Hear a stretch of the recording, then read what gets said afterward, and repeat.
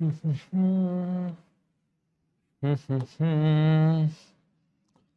ला ला ला ला हे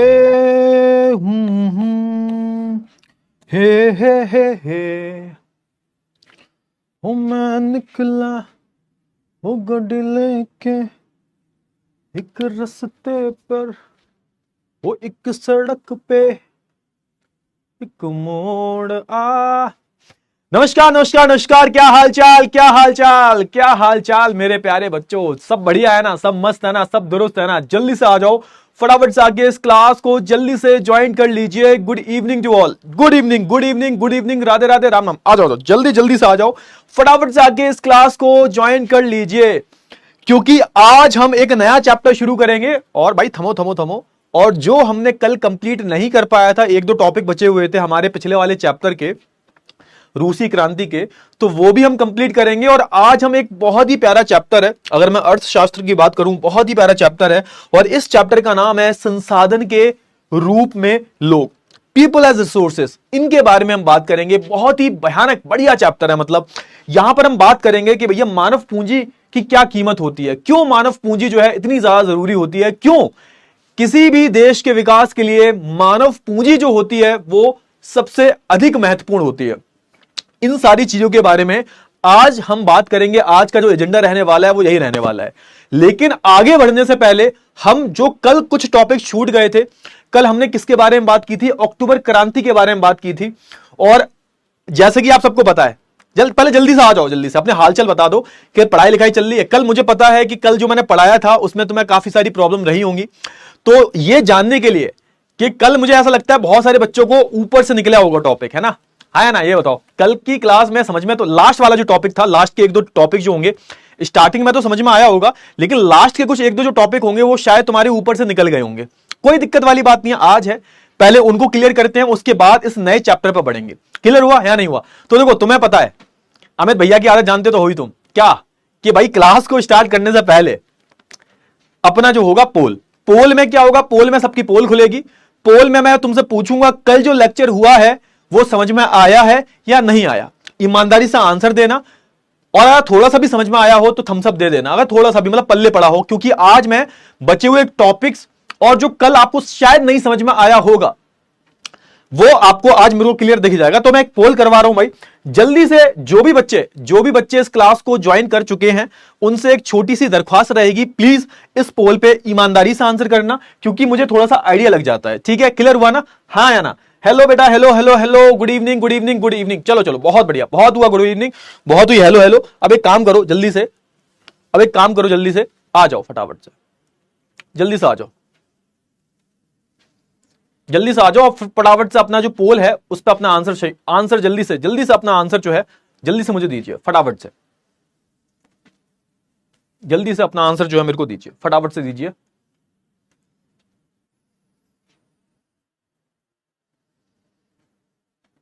बहुत ही बढ़िया। कल पढ़ाई करे थे कि सर जी पढ़ाई तो हम नहीं करते, हमसे पढ़ाई तो नहीं होती, आप जितना पढ़ा देते हो उतना ही हम पढ़ लेते हैं। ज्यादा पढ़ाई में क्या ही रखा है? क्या रखा है ज्यादा पढ़ाई में? अबे बेटा, थोड़ी पढ़ाई वढ़ाई कर लिया करो बे, हैं? ऐसे कैसे काम चलेगा बे?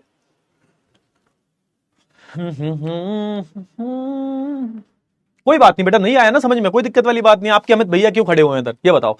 ये जो इतना बड़ा शरीर तुम्हारे सामने खड़ा हुआ है, ये क्या टाइम पास करने के लिए आए हुए हो? बताओ, है ना? हैं, हम यहाँ पे बैठे हुए हैं, खड़े हुए हैं यहाँ पर, तो तुम्हारी समस्याओं का समाधान निकालने के लिए ही खड़े हुए हैं। ठीक है ना? क्लियर हुआ? चलिए एक काम करते हैं भाई, देख लेते हैं भाई। हाँ, तो मेरे को लगा था भाई, बहुत कम बच्चों को क्लियर हुआ है। कोई दिक्कत वाली बात नहीं है बेटा, कोई दिक्कत वाली बात नहीं। मुझे पता है कि तुम्हें कल के कुछ टॉपिक जो है समझ में नहीं आए होंगे। एक काम करते हैं, जल्दी से सारे बच्चे मेरे को थम्स अप दे देंगे विद फायर इमोजी के साथ में। उसी के साथ हम क्या करते हैं, हम थोड़ा सा क्या करते हैं, हम जो है कल की क्लास पे थोड़ी सी नजर डाल देते हैं। ठीक है ना? एक काम करते हैं, कल की क्लास पे नजर डाल देते हैं। कल का जो टॉपिक था, बेसिकली कल हमने किसके बारे में बात की थी? कल हमने जो है, कल की अगर हम बात करें तो कल की क्लास की अगर हम बात करें बेटा जी, तो कल हमने बात की थी अक्टूबर क्रांति के बारे में। किसके बारे में बात की थी? अक्टूबर क्रांति के बारे में हमने बात की थी, हाँ या ना, जल्दी से बताओ। अक्टूबर क्रांति के बारे में हमने बात की थी, समझ में आया? अक्टूबर क्रांति क्यों हुई थी? अब देखो सिंपल से समझना, जल्दी से समझना, सिंपल से समझना, सिंपल सी भाषा में समझाने की कोशिश करूंगा। क्यों? क्योंकि मुझे अगला चैप्टर भी शुरू करवाना है, समझ रहे हो ना? तो हम जल्दी समझेंगे, ऐसा नहीं है कि इस पर आधा घंटा लगा देंगे। सिंपल सी भाषा में समझने की कोशिश करेंगे। कोई बात नहीं, अपने क्लास नहीं ली थी, इट्स ओके, कोई दिक्कत वाली बात नहीं है। हाँ अब सुनो, अक्टूबर क्रांति हुई क्यों थी सर? दो क्रांति के बारे में बताया था मैंने, एक तो आपको अक्टूबर क्रांति के बारे में बताया था मैंने, और मैंने आपको बताया था किसके बारे में? फरवरी क्रांति के बारे में बताया था। किसके बारे में बताया था? फरवरी क्रांति के बारे में बताया था। अच्छा, फरवरी क्रांति में क्या हुआ था? तो फरवरी क्रांति में आप देखोगे ये जो क्रांति हुई थी, इससे राजा जो था, रशिया का जो राजा था, जार निकोलस नाम था इसका। क्या नाम था सर? इसका नाम था जार निकोलस। अब इस राजा को हटा दिया गया था, इस राजा को अपनी राजगद्दी छोड़नी पड़ी थी। क्लियर हुआ? अच्छा, आप देखोगे कि फरवरी क्रांति हुई, और फरवरी क्रांति खत्म होते ही क्या हुआ? फरवरी के बाद क्या हुआ कि एक अंतरिम सरकार बनाई जाती है। मैंने बताया था आपको, अंतरिम सरकार बनाई जाती है। क्या बनाई जाती है सर? एक अंतरिम सरकार बनाई जाती है, अंतरिम सरकार बनाई जाती है। और जब अंतरिम सरकार बनाई जाती है, इस अंतरिम सरकार का काम क्या था? क्योंकि अब राजा को हटाया गया है तो एकदम से चुनाव नहीं हो सकते, तो एक टेम्परेरी क्या किया? टेम्परेरी सरकार बना दी। अब इस सरकार को बनाया किसने था? तो आप देखोगे इस सरकार को बनाया था सोवियत पेट्रोग्राड ने। सोवियत जो था, पहला सोवियत का निर्माण किया गया था, पहला सोवियत का निर्माण किया गया था सोवियत पेट्रोग्राड, सोवियत पेट्रोग्राड की हम बात करें तो यह पहला सोवियत था जिसका निर्माण किया गया था। यह सोवियत किसने बनाया था? तो आपको पता होना चाहिए, यह आर्मी के लोगों ने, आर्मी और मजदूरों ने मिलकर यह सोवियत का इस संगठन का निर्माण किया था। और इन दोनों ने मिलकर प्लस जो ड्यूमा के लोग हैं, जो ड्यूमा संसद है, इन दोनों ने मिलकर जो है अंतरिम सरकार का जो है गठन किया था। फटाफट से बताओ जल्दी से, ये मैंने कल बताया था आपको, ये मैंने कल ऑलरेडी बता दिया था, समझ में आया ना? अब दिक्कत क्या हुई? फरवरी के बाद अंतरिम सरकार आ गई और जितने भी प्रतिबंध लगे हुए थे पार्टी बनाने पे, संगठन बनाने पे, सारे हटा दिए जाते हैं। समझ में आया? चलिए बहुत बढ़िया, जनता खुश है, सब खुश है। अब क्या होता है? अब हमारी स्टोरी में एंट्री होती है किसकी भाई? लेनिन भाई साहब की। लेनिन की एंट्री होती है और लेनिन क्या करते हैं? लेनिन जो है यहां पर आते हैं, इनको देश निकाला दिया गया था। और जब लेनिन की एंट्री होती है तो लेनिन नहीं चाहते थे कि अंतरिम सरकार जो है काम करे, अंतिम सरकार को हटाना चाहते थे, क्योंकि लेनिन को ऐसा लगता था, लेनिन को क्या लगता था? लेनिन को ऐसा लगता था कि जो अंतरिम सरकार है ये कहीं ना कहीं तानाशाही कर सकती है, कहीं ना कहीं तानाशाही जैसे राजा ने किया वैसे ही सेम अंतरिम सरकार भी कर सकती है। क्यों? क्योंकि अंतरिम सरकार में जो लोग बैठे हुए थे ऊंचे पदों पे, इसमें आर्मी के जनरल थे कुछ, और इसमें कौन था? और इसमें बड़े बड़े भूपति स्वामी, भूस्वामी, बड़े बड़े जो उदारवादी लोग हैं ये थे। लेनिन चाहते थे इनको हटाना, लेनिन अपनी पार्टी की सत्ता लाना चाहते थे। इनकी पार्टी का नाम क्या था? बोल्शेविक पार्टी, जिसका नाम बदलकर इन्होंने कम्युनिस्ट पार्टी रख दिया था, रशियन कम्युनिस्ट पार्टी रख दिया था। इस पार्टी का नाम रशियन कम्युनिस्ट पार्टी रख दिया था। बहुत अच्छी बात है। अब हुआ क्या बेटा? हुआ ये कि जब लेनिन आते हैं तो लेनिन के आने के बाद होता यह है कि लेनिन को सपोर्ट बहुत मिलता है। आप देखोगे जिस तरीके से पहले सोवियत का निर्माण किया गया, सोवियत पेट्रोग्राड का, उसी की तरह पर आप देखोगे अलग अलग जगह पर अलग अलग सोवियतों का निर्माण किया जाता है। 500 से ज्यादा रूस में अलग अलग सोवियत बन जाती हैं, जिनको मजदूरों ने, आर्मी के लोगों ने, किसानों ने मिलकर बनाया था। और कहीं ना कहीं ये लेनिन को सपोर्ट भी करते थे। अब क्या हुआ? अब होती है यहां पर अक्टूबर क्रांति। और अक्टूबर क्रांति हुई क्यों थी? समाजवादी सरकार बनाने के लिए, समाजवाद लाने के लिए क्या हुआ था? अक्टूबर क्रांति हुई थी समाजवादी सरकार लाने के लिए, समाजवादी सरकार लाने के लिए अक्टूबर क्रांति हुई थी। उसमें पूरा का पूरा आप देखोगे बोल्शेविक पार्टी का बहुत बड़ा योगदान था। ये मैंने ऑलरेडी बता दिया था आपको, है ना? मैंने आपको बताया। फिर क्या होता है? फिर टसल शुरू हो जाती है। अंतरिम सरकार एक तरफ है, दूसरी तरफ बोल्शेविक पार्टी है, और इन दोनों के बीच में युद्ध होता है। और उसमें जीतता कौन है? हमारी बोल्शेविक पार्टी जो है जीत जाती है। मैंने आपको बताया था किस तरीके से इनके युद्धपोत होते हैं, जो रेवा नदी से होते हुए आते हैं और जो शहर पर आक्रमण कर देते हैं। जहां पर आप देखोगे इनका जो विक्टर पैलेस था उसकी अगर हम बात करें, है ना, बाकी जितने भी दफ्तर होते हैं, सरकारी दफ्तर जो होते हैं, उन पर ये कब्जा कर लेते हैं। कई सारे जो अंतरिम सरकार के मंत्री होते हैं इनको बंदी बना लिया जाता है। और एक तरीके से आप देखोगे अंतरिम सरकार को भी हटा दिया जाता है। अंतरिम सरकार हट चुकी है। अब जो है किसका रूल है? अब किसका राज आ चुका है? तो भाई बोल्शेविक पार्टी का जो है राज आ चुका है। इसके बाद क्या होगा? इसके बाद होगा ये कि संविधान सभा का निर्माण किया जाएगा। लेकिन दिक्कत ये हुई कि संविधान सभा का निर्माण करवाया था बोल्शेविक पार्टी ने कि भाई रूस का संविधान बनाएंगे। लेकिन जब इस संविधान सभा के चुनाव हुए तो इनको बहुमत नहीं मिल पाती। बोल्शेविक पार्टी जो है वो बहुमत हासिल करने में नाकामयाब हो जाती है। इसके चलते क्या होता है, इस सभा को जो है भंग कर दिया जाता है। किसके द्वारा? बोल्शेविक के द्वारा, लेनिन के द्वारा। इसके बाद क्या होगा, इसके बाद आप देखोगे कि वो जो सोवियत का निर्माण किया गया था, 500 सोवियत थी, उसमें से सिर्फ इकलौती ऐसी पार्टी बनकर रह जाएगी जो थी बोल्शेविक पार्टी। बाकी सारी पार्टियों को हटा दिया जाएगा, उनको आप बोल सकते हो इलीगल डिक्लेयर कर दिया जाएगा, बहुत सारी चीजें होंगी, और सिर्फ इकलौती पार्टी बचेगी जो आप बोल सकते हो रशियन कांग्रेस जो थी, जो कि अलग अलग सोवियतों से मिलकर बनी हुई थी, रशियन सोवियत कांग्रेस।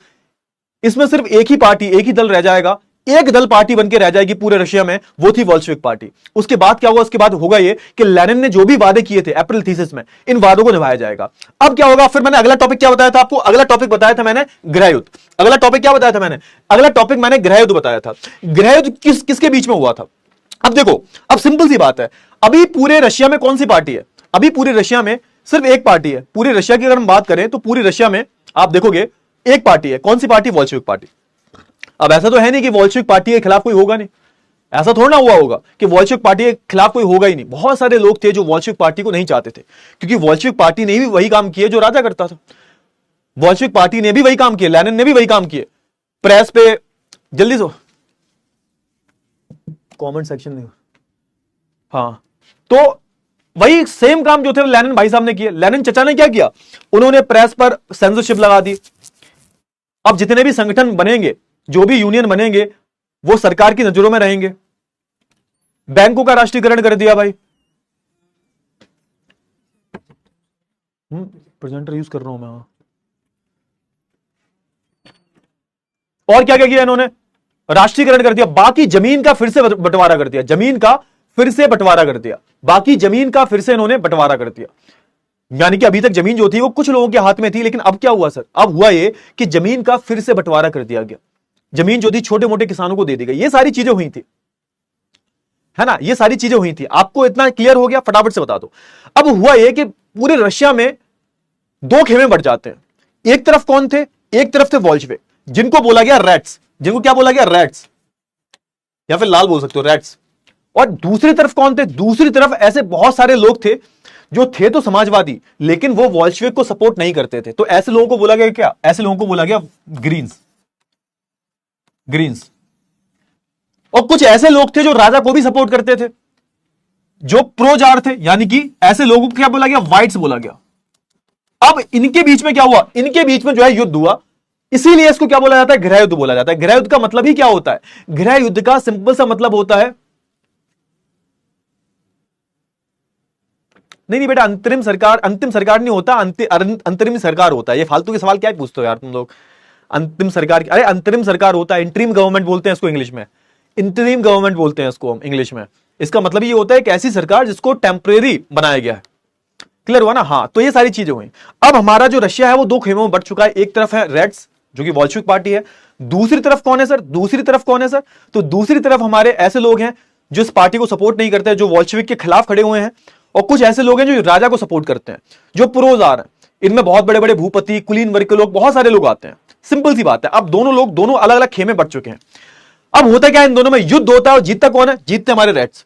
क्लियर हुआ? आज याद रखना कि इनका साथ किसने दिया, इनका साथ किसने दिया, इनका साथ दिया किसने भाई? तो आप देखोगे इनका साथ किसने दिया, तो गैर रूसी जो राष्ट्रवादी लोग जो थे, जो गैर रूसी लोग थे, जो रूस के नहीं थे, उन्होंने इनका साथ दिया, है ना। मुस्लिम जो लोग थे जिनको ज्यादीद बोला जाता था, जादीवादी बोला जाता था, इन लोगों ने बोल्शेविक पार्टी का साथ दिया।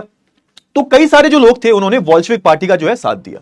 क्लियर हुआ? हाँ है ना? फटाफट से बताओ जल्दी से। बाकी अगर हम बात करें समाजवादियों का साथ किसने दिया, तो समाजवादियों का सॉरी, ये जो दूसरा खेमा जो था, इनका साथ किसने दिया? तो आप देखोगे फ्रांस ने, अमेरिका ने, ब्रिटिश, जापान, ये सब जो थे कहीं ना कहीं इनका सपोर्ट कर रहे थे। क्यों? क्योंकि ये लोग नहीं चाहते थे कि रशिया में किसी भी प्रकार की कोई भी सामाजिक किसी भी प्रकार की आप बोल सकते हो कोई भी समाजवादी सरकार बने, क्योंकि ये जो देश हैं सारे पूंजीवादी देश हैं। ये नहीं चाहते थे रूस में बोल्शेविक की सरकार बने। तो आप देखोगे ना, ये जो देश हैं इनकी सैनिक भी मदद कर रहे थे, ये लोग भी जो है मदद कर रहे थे। क्लियर हुआ?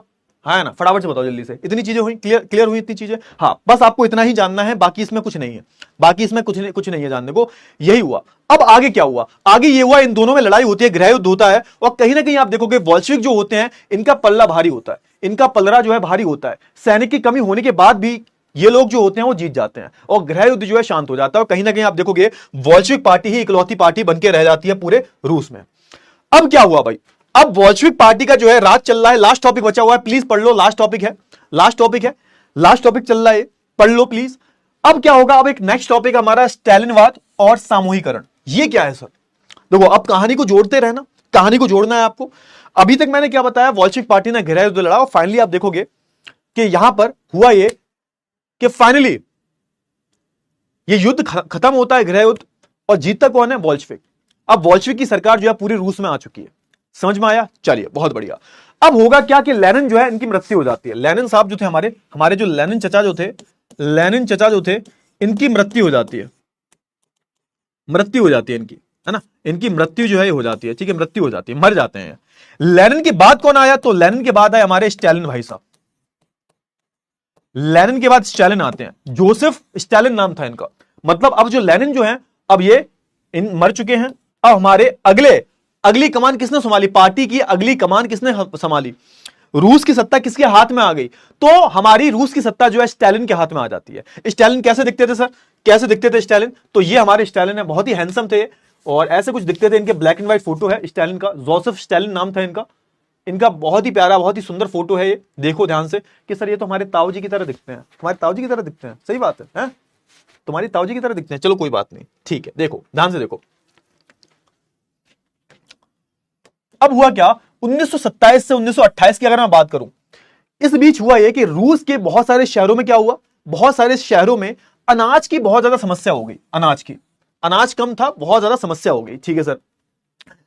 अब इस समस्या से निपटने के लिए आप देखोगे, इस समस्या से निपटने के लिए हुआ यह कि यहां पर सरकार ने क्या किया, सरकार ने किसानों के लिए अनाज बेचने के लिए कीमतें तय कर दी। मतलब सरकार क्या करेगी अब क्योंकि यहां पर होता यह था कि बहुत सारे जो अमीर किसान थे ये जमाखोरी किया करते थे। जमाखोरी मतलब अनाज को अपने पास रखते थे और वेट करते थे कि अनाज के प्राइस जब ज्यादा हो जाएंगे, दाम ज्यादा हो जाएंगे, उसके बाद क्या करेंगे, उसके बाद मार्केट में ले जाके बेचेंगे।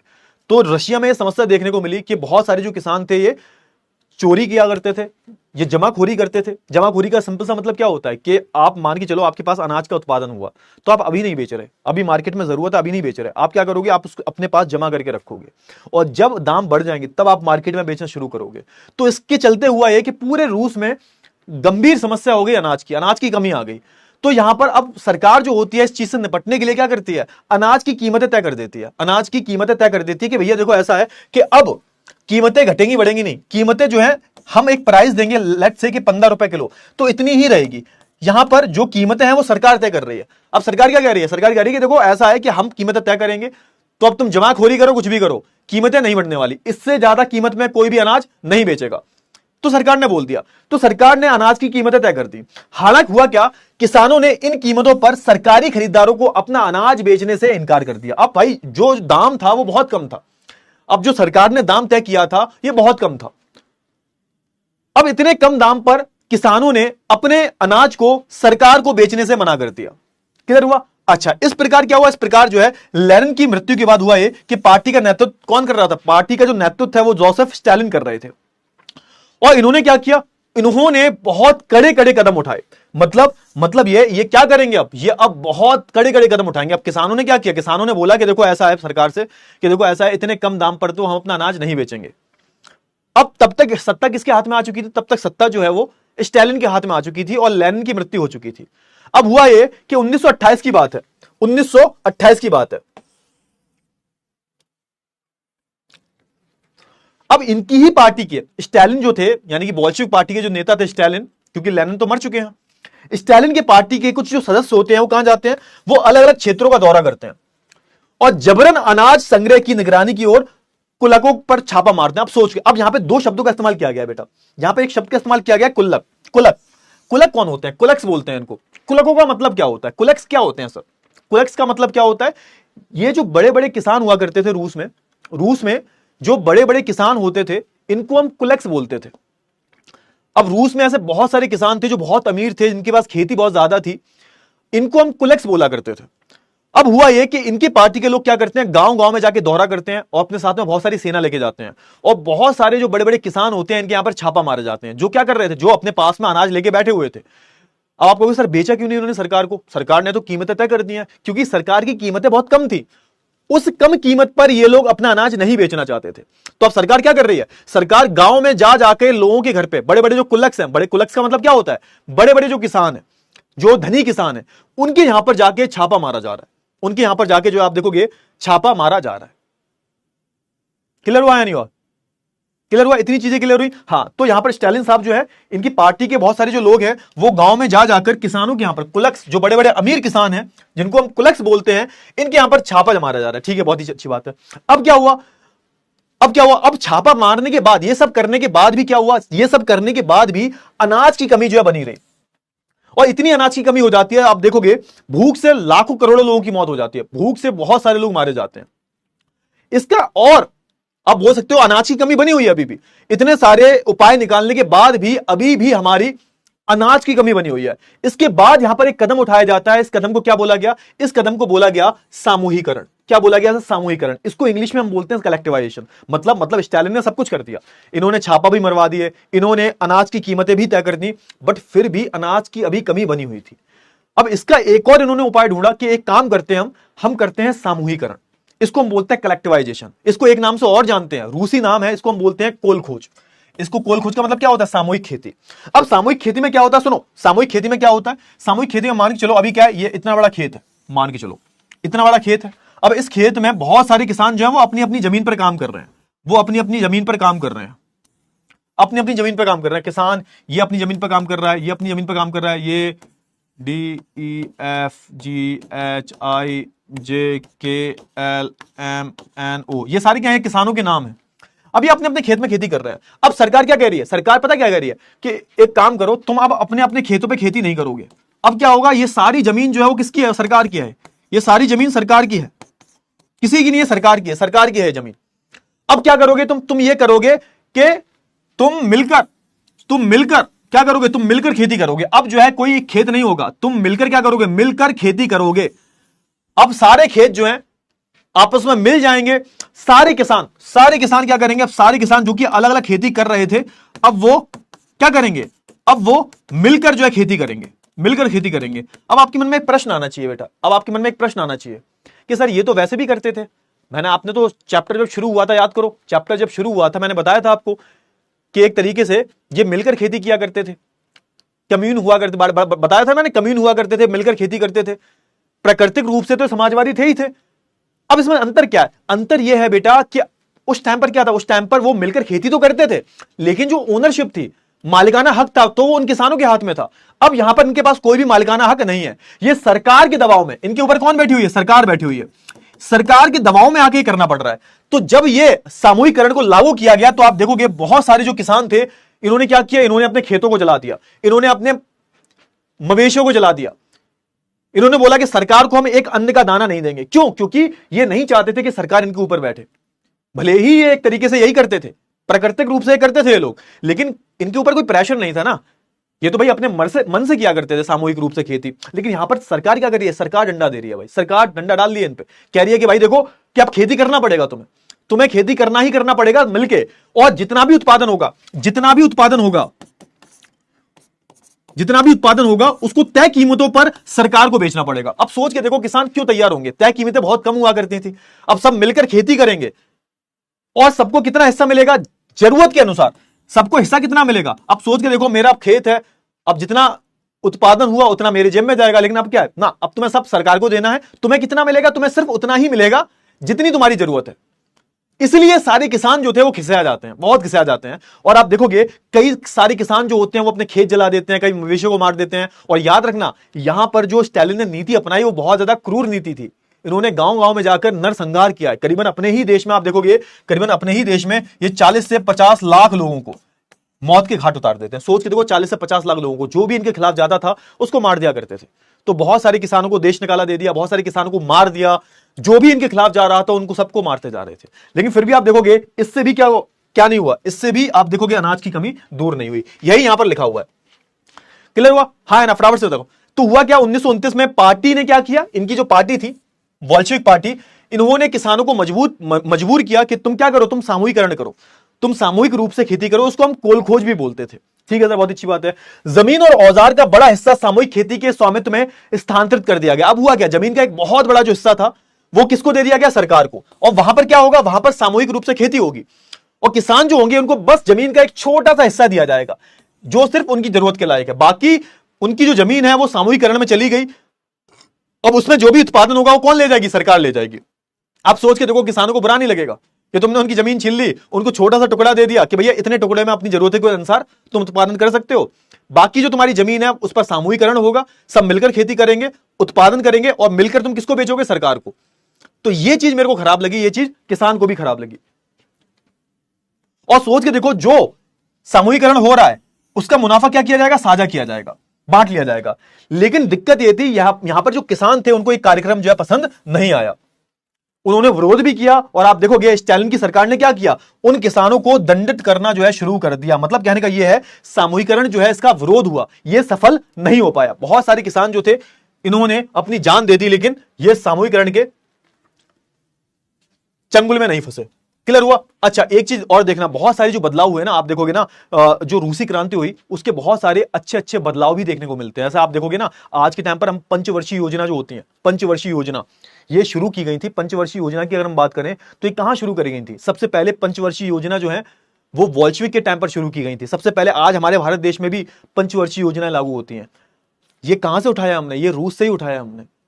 तो आप देखोगे ना, जब पूरी तरह से जब बॉल्शेविक पार्टी आ गई थी, गृह युद्ध हो गया था, उसके बाद बहुत सारे बदलाव किए, पंचवर्षीय योजनाएं लागू की, स्कूल खोले गए, हॉस्पिटल खोले गए, अलग अलग जो मजदूर हैं जहां एक फैक्ट्री में काम करते हैं, जहां पर महिलाओं को सुविधाएं दी गई, जिन हालत में वो काम किया करते थे उनको और ज्यादा मजबूत बनाया गया।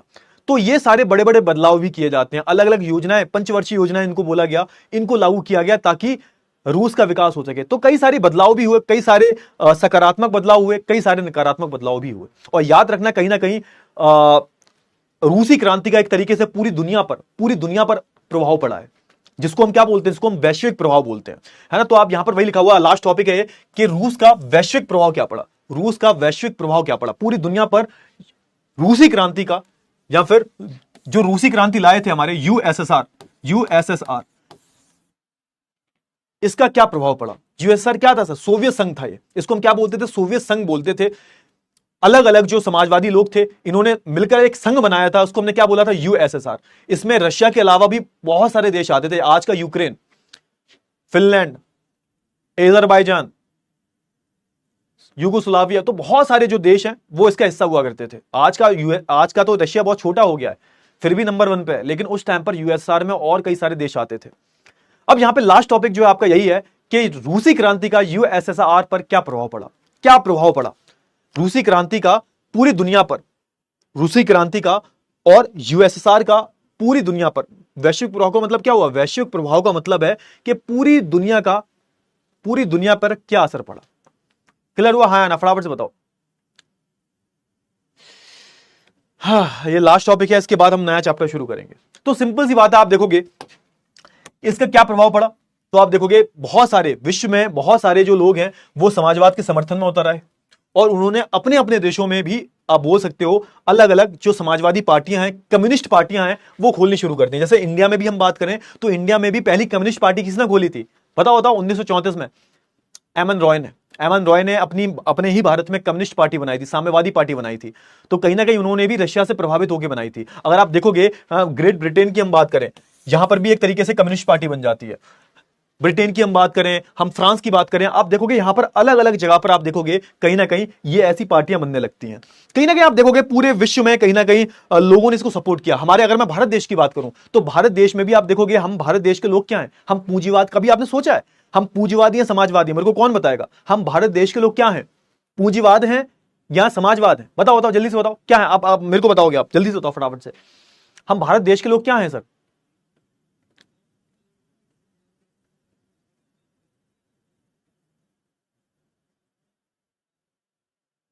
बोलो बोलो बोलो बोलो, जल्दी से बोलो फटाफट से, हम क्या हैं सर, हम पूंजीवादी हैं या समाजवादी हैं। नहीं, हम समाजवादी नहीं है, ना ही हम पूंजीवाद हैं। हम क्या है सर, हम मिश्रित अर्थव्यवस्था हैं। हम ना ही पूंजीवाद को सपोर्ट करते हैं ना ही समाजवाद को, हम एक मिश्रित अर्थव्यवस्था है। हमने कुछ चीजें जो है समाजवाद से उठाई हैं और कुछ चीजें जो है हम पूंजीवाद से उठाई हैं। सोच के देखो, आज आप ट्रेन से ट्रैवल करते हो, ट्रेन का किराया इतना सस्ता है, तो ये किसका हिस्सा हुआ? समाजवाद का, क्योंकि ट्रेन हर कोई अफोर्ड नहीं कर सकता। आज आपके यहां पे सरकारी बसें चलती हैं, क्यों?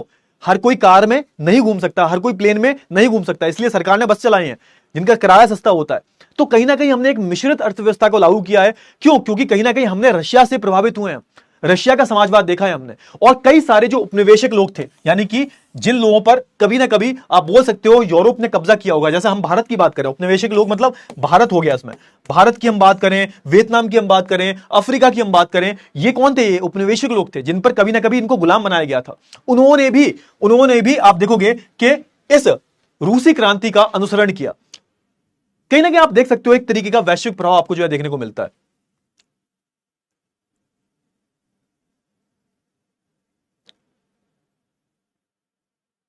ठीक है, तो ये था हमारा चैप्टर भाई, और ये चैप्टर में अब इतनी ही चीजें जरूरी हैं, इससे ज्यादा चीजें मत पढ़ो क्योंकि चीजें बहुत कॉम्प्लिकेटेड हो जाएंगी। बेटा ये चैप्टर बहुत वास्ट है, ये तो बहुत छोटा करके बताया मैंने, अदरवाइज आप देखोगे जितनी भी जरूरी चीजें हैं मैंने आपको बता दी हैं। ठीक है बेटा, पंचवर्षीय योजना सबसे पहले हाँ रूस ने ही लागू की थी, लिख लेना। पंचवर्षीय योजना जो थी वो सबसे पहले रूस ने ही लागू करी थी, लिख लेना, एग्जाम में आ सकता है।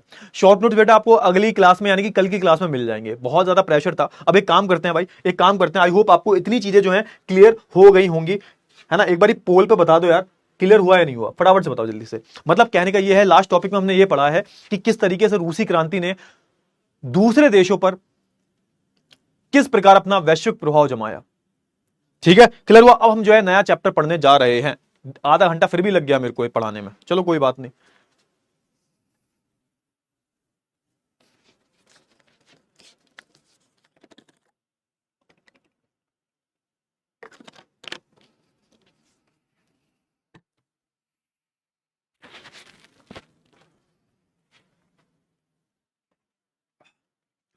समझ में नहीं आया तो फिर से एक बार लेक्चर देख लेना, मेरे को सिलेबस भी कंप्लीट करवाना है बेटा। ठीक है, हाँ कोई बात नहीं, समझ में नहीं आया इट्स ओके, एक बार फिर से, यही तो फायदा है रिकॉर्डेड क्लास का कि आप क्या करते हो बेसिकली, आप दोबारा उन क्लासेस को देख सकते हो। 89%, चलो ठीक है, फिर भी ठीक है, कोई बात नहीं। 10% बच्चों से मैं यही बोलना चाहूंगा कि एक बारी प्लीज जाके जो है क्या करो, चैप्टर को फिर से देख लेना। ठीक है, अब एक नया चैप्टर शुरू करने जा रहे हैं भाई, नया चैप्टर। इस चैप्टर का नाम क्या है? इस चैप्टर का नाम है संसाधन के रूप में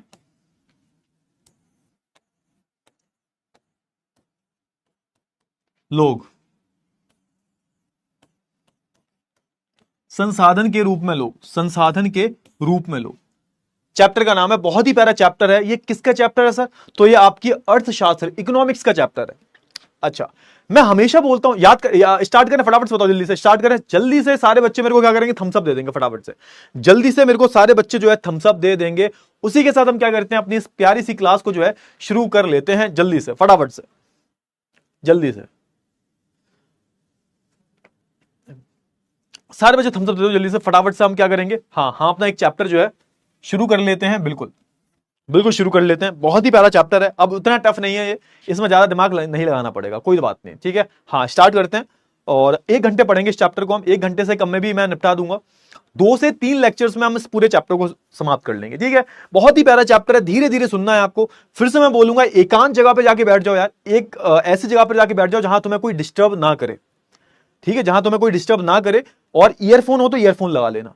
ठीक है, बहुत प्यारा चैप्टर है। अच्छा, मैं हमेशा बोलता हूं कि किसी भी चैप्टर की शुरुआत करो आप, XYZ कोई भी चैप्टर है, अगर आप इसकी स्टार्टिंग कर रहे हो तो उसके नाम पर जाया करो, हमेशा उसके नाम पर जाया करो। नाम क्या है सर? नाम क्या है? नाम है सर संसाधन के रूप में लोग, है ना। यहां पर लोगों की बात की जा रही है, यानी कि हम लोगों की बात की जा रही है। लोग जो है कौन है? हम लोग। ये हमारी बात की जा रही है सर, ये हम लोगों के बारे में बात की जा रही है, हम लोगों के बारे में बात की जा रही है। ये हम लोग हैं, मतलब हम भारतीय लोगों के बारे में बात की जा रही है, या फिर किसी भी देश के जो लोग हैं, या फिर आप बोल सकते हो ये किसी भी देश के जो लोग हैं, किसी भी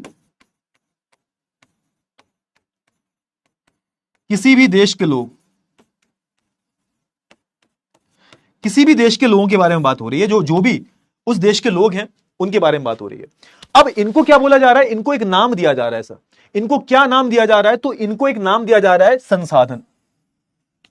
इनको संसाधन बोला जा रहा है। अब यहां पर मेन सवाल यह आता है सर कि सर ये बताओ कि संसाधन का मतलब क्या होता है?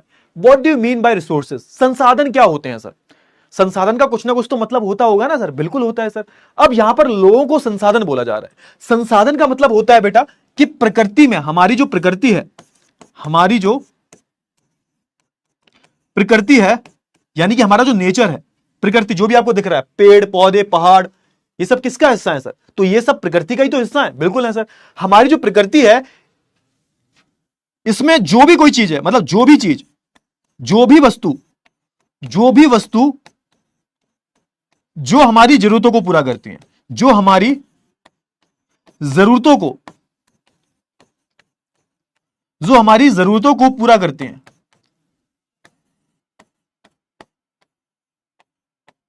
जो हमारी जरूरतों को पूरा करें। अब समझो यहां पे क्या है संसाधन का मतलब। क्या होता है कि हमारी प्रकृति में, जो हमारी प्रकृति है, जो हमारा नेचर है बेटा, इसमें कोई भी ऐसी वस्तु, कोई भी XYZ, कोई भी एक ऐसी वस्तु जो आपकी जरूरतों को पूरा करे, उसको हम बोलते हैं संसाधन। सर उदाहरण दे दीजिए। बिल्कुल देंगे उदाहरण। अच्छा, अब तुम जहां भी बैठे हुए हो, तुम्हारे हाथ में क्या है? कि सर कैसी बातें कर रहे हो? हमारे हाथ में तो फोन है। फोन है हमारे हाथ में सर। फोन में तो हम, अब तुमसे कोई बोले कि तुम्हारा फोन हम छीन लेंगे और तुम्हें फोन नहीं देंगे, तो सर फोन छीन लोगे तो हम फिर PUBG कैसे देखेंगे? और वो रील्स का कोटा भी तो पूरा करना है। रील्स देखनी है, शॉर्ट्स देखने हैं यूट्यूब के, ये कोटा तो पूरा करना है सर। डेटा भी खर्च करना है। तो अगर आप हमारा फोन छीन लेंगे तो हम पढ़ाई कैसे करेंगे? खैर हम पढ़ाई तो नहीं करते, लेकिन फिर भी पढ़ाई का बहाना तो चाहिए ना सर। कमल सर की क्लास लेते हैं गणित की, अगर कमल सर नहीं पढ़ाएंगे तो कैसे पढ़ेंगे सर? गणित कौन पढ़ाएगा हमको? सामाजिक विज्ञान तो चलो किसी से भी पढ़ लेते हैं, कोई दिक्कत वाली बात नहीं है। सारे टीचर ठीक पढ़ाते हैं सामाजिक विज्ञान तो, लेकिन विज्ञान गणित ये सब कैसे पढ़ेंगे सर? और फिर सर रील्स का कोटा भी पूरा करना है, इंस्टाग्राम चलाना है, यूट्यूब चलाना है, फेसबुक चलाना है तुमको तो। और सर फिर बाद में थोड़ा बहुत डेटा बचेगा तो भाई फिर तो गेम भी खेलेंगे हम। और आजकल सर गाने वाने चले हैं, डेटा फ्री है, तो फोन मत छीनो सर हमारा। तो यानी कि क्या है तुम्हारे लिए फोन? क्या है सर तुम्हारे लिए जो फोन है वो क्या है? वो संसाधन है या नहीं? आप बताओ। फोन में जो इंटरनेट चलाते हो तुम, बिना इंटरनेट के तो ये क्लास भी नहीं देख सकते, बिना इंटरनेट के तो रील्स भी नहीं देख सकते तुम, ना कोई यूट्यूब शॉर्ट्स देख सकते हो तुम, ना कोई वीडियो देख सकते हो तुम। तो वो इंटरनेट भी क्या हुआ तुम्हारे लिए? इंटरनेट भी तुम्हारे लिए क्या हुआ बेटा? वो ये भी संसाधन हुआ। संसाधन हुआ या नहीं हुआ? फटाफट से बताओ, जल्दी से बताओ, फटाफट से। हाँ हुआ या नहीं हुआ? फटाफट से बताओ जल्दी से। हाँ अब बताओ और क्या क्या संसाधन है। अब मेरे लिए क्या संसाधन हुआ? आप बताओ मेरे लिए संसाधन क्या है? संसाधन मेरे लिए क्या है? बताओ जल्दी से बताओ फटाफट से। हाँ तो सामने जो कैमरा लगा हुआ है ना, तो तुम मेरा थोबड़ा देख रहे हो, ये जो थोबड़ा कैसे दिख रहा है तुम्हें? कैमरा लगा हुआ है, इंटरनेट लगा हुआ है, सामने टीवी लगी हुई है जिसमें मैं तुम्हारे कमेंट्स भी देखता हूं, और सामने ये जो स्क्रीन लगी हुई है इसमें मैं तुम्हें पढ़ाता हूं। अब सोच के देखो, ये जो चीजें हैं जो मैं तुम्हें बता रहा हूं, ये क्या है मेरे लिए? ये भी मेरे लिए संसाधन है। क्यों? क्योंकि ये मेरी आवश्यकताओं को पूरा कर रहे हैं, जो ये मेरी जरूरतों को पूरा कर रहे हैं। तो कहने का मतलब यह है, संसाधन का मतलब क्या होता है? संसाधन का मतलब कोई भी एक ऐसी वस्तु जो हमारी जरूरतों को पूरा कर रहा है, उसको हम संसाधन बोल देते हैं। मानते हो नहीं मानते? फटाफट से बताओ, जल्दी से बताओ। हाँ एग्जैक्ट, हाँ एक बच्चे ने बहुत अच्छा कमेंट किया है कि सर आप भी हमारे लिए संसाधन हो। बहुत ही बढ़िया, वही तो इस चैप्टर में पढ़ेंगे हम। अब जैसे एक बच्चे ने कमेंट, याद रखो, उसने बहुत अच्छा कमेंट किया है, कोई भी है, नाम शायद मैंने पढ़ नहीं पाया, कोई दिक्कत वाली बात नहीं है। अब सुनो ध्यान से, अब उसने बोला कि सर आप भी हमारे लिए संसाधन हो। तो यही तो इस चैप्टर में पढ़ेंगे हम कि ये सारे जो संसाधन है ना, ये सारे जो संसाधन मैंने तुम्हें बताए हैं, तुम्हारा फोन, ये इंटरनेट, ये स्क्रीन, ये कैमरा, ये लाइट्स, ये किसी भी काम के नहीं है जब तक हम मानव संसाधन की बात ना करें। किसकी बात ना करें सर? हम बात ना करें जब तक मानव संसाधन की। किसकी सर? मानव संसाधन, मानव संसाधन की। यही तो हम बात करना चाहते हैं ना बेटा। समझो यहां पे बोल क्या रहा हूं मैं। अब ये सारी चीजें कहां से बनाई हैं? ऐसा तो है नहीं कि ऊपर से छत पर से टपकी हैं तुम्हारे। फोन भी टपका है आसमान से, भगवान ने फेंका है, स्क्रीन भी आसमान से टपकी है, ये कैमरा भी आसमान से टपका है। पता नहीं, अरे भगवान ने दे दिया, ऊपर वाला सब दे रहा है छप्पर फाड़ के। ऊपर वाला जब भी देता छप्पर फाड़ के। नहीं, ऐसा नहीं हुआ है। तो सर क्या हुआ है फिर? तो आप देखेंगे यहां पर ये सारी जो चीजें बनाई गई हैं, ये इंसानों के द्वारा बनाई गई हैं। तो हम इंसान जिनके बारे में हम बात कर रहे हैं, हम लोगों के बारे में बात कर रहे हैं। लोग कौन है सर? ये हम लोग हैं। किसी भी देश के जो लोग हैं वही क्या है सर? वही उस देश का असली संसाधन है। तो यहां पर जब लोगों की बात हो रही है, तो यहां पर किस चीज की बात हो रही है? जब यहां पर लोगों की बात की जा रही है बेटा जी, तो यहां पर मानव संसाधन की बात की जा रही है। क्यों? क्योंकि बिना मानव के कौशल के ये सारी चीजें बना पाना आसान नहीं था। ये सारी चीजें बना पाना नामुमकिन है। तुम्हारा फोन भी इंसानों ने बनाया है, इंटरनेट भी इंसानों ने बनाया है, ये स्क्रीन भी इंसानों ने बनाई है, ये कैमरा भी इंसानों ने बनाया है, और तुमको भी इंसानों ने बनाया है। समझ में आया? तो कहीं ना कहीं आप देखोगे हम जो लोग हैं ये क्या है सर, ये एक मानव संसाधन की तरह इस्तेमाल करते हैं। बाकी के संसाधन कोई भी हो वो किसी काम का नहीं है जब तक कि मानव संसाधन आपके पास ना हो। क्लियर हुआ या नहीं हुआ? फटाफट से बताओ, जल्दी से बताओ, है ना? तो मानव ने अपने दिमाग का इस्तेमाल किया, अपने कौशल का इस्तेमाल किया, और उसके बाद उसने इन सारी चीजों को बनाना शुरू किया। जब तक तुम्हारे पास दिमाग नहीं होगा तब तक तुम फोन बना लोगे, जब तक तुम्हारे पास दिमाग नहीं होगा इतना बड़ा कैमरा बना लोगे, जब तक तुम्हारे पास दिमाग नहीं होगा तो ये स्क्रीन बना लोगे। कभी सोच के अचंभा नहीं होता तुम्हें कि मानव कितना खूबसूरत है? हम जो मानव हैं वो कितने खूबसूरत है, कितने इंटेलिजेंट हैं कि हम आज से 200-300 साल पहले हमारे पास प्लेन नहीं था, आज हमारे पास लड़ाकू विमान है।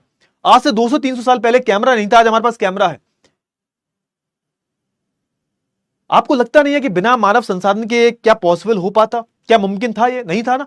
जल्दी से बताओ फटाफट से। हाँ, तो इसी के बारे में हम जो बात करेंगे, तो आई होप आपको चैप्टर का जो सार है, चैप्टर की जो आउटलाइन है, ये बहुत अच्छे से जो है क्लियर हो गई होगी। क्लियर हो गई है? जल्दी से बताओ हाँ या ना। इतनी चीजें क्लियर हुई तो हम क्या पढ़ रहे हैं? पूरे चैप्टर का नाम पढ़ो, पूरे चैप्टर का। संसाधन के रूप में लोग, यानी कि हम जो लोग हैं वो एक संसाधन है, और इसी के बारे में हम बात करेंगे। हम मानव संसाधन के बारे में बात करेंगे। मानव भी क्या एक संसाधन है, मानव भी क्या एक संसाधन है। समझ में आया या नहीं आया? फटाफट से बताओ जल्दी से।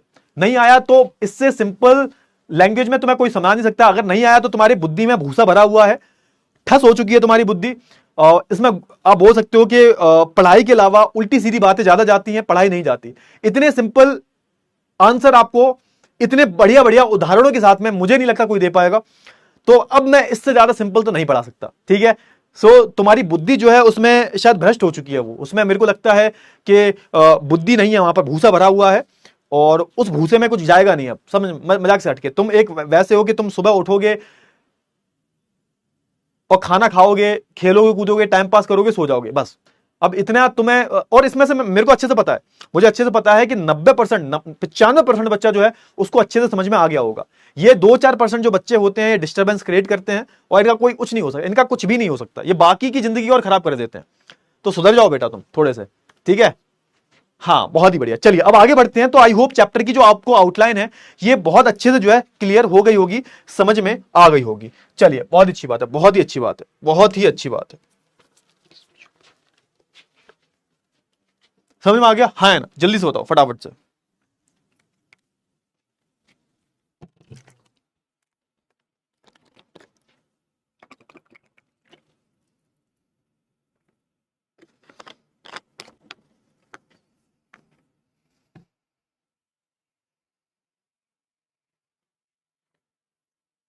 बहुत बढ़िया। तो अब हमारा क्या हुआ? इंट्रोडक्शन है, अवलोकन है, एक तरीके का आपको कुछ इंट्रोडक्शन देखने को मिल रहा है।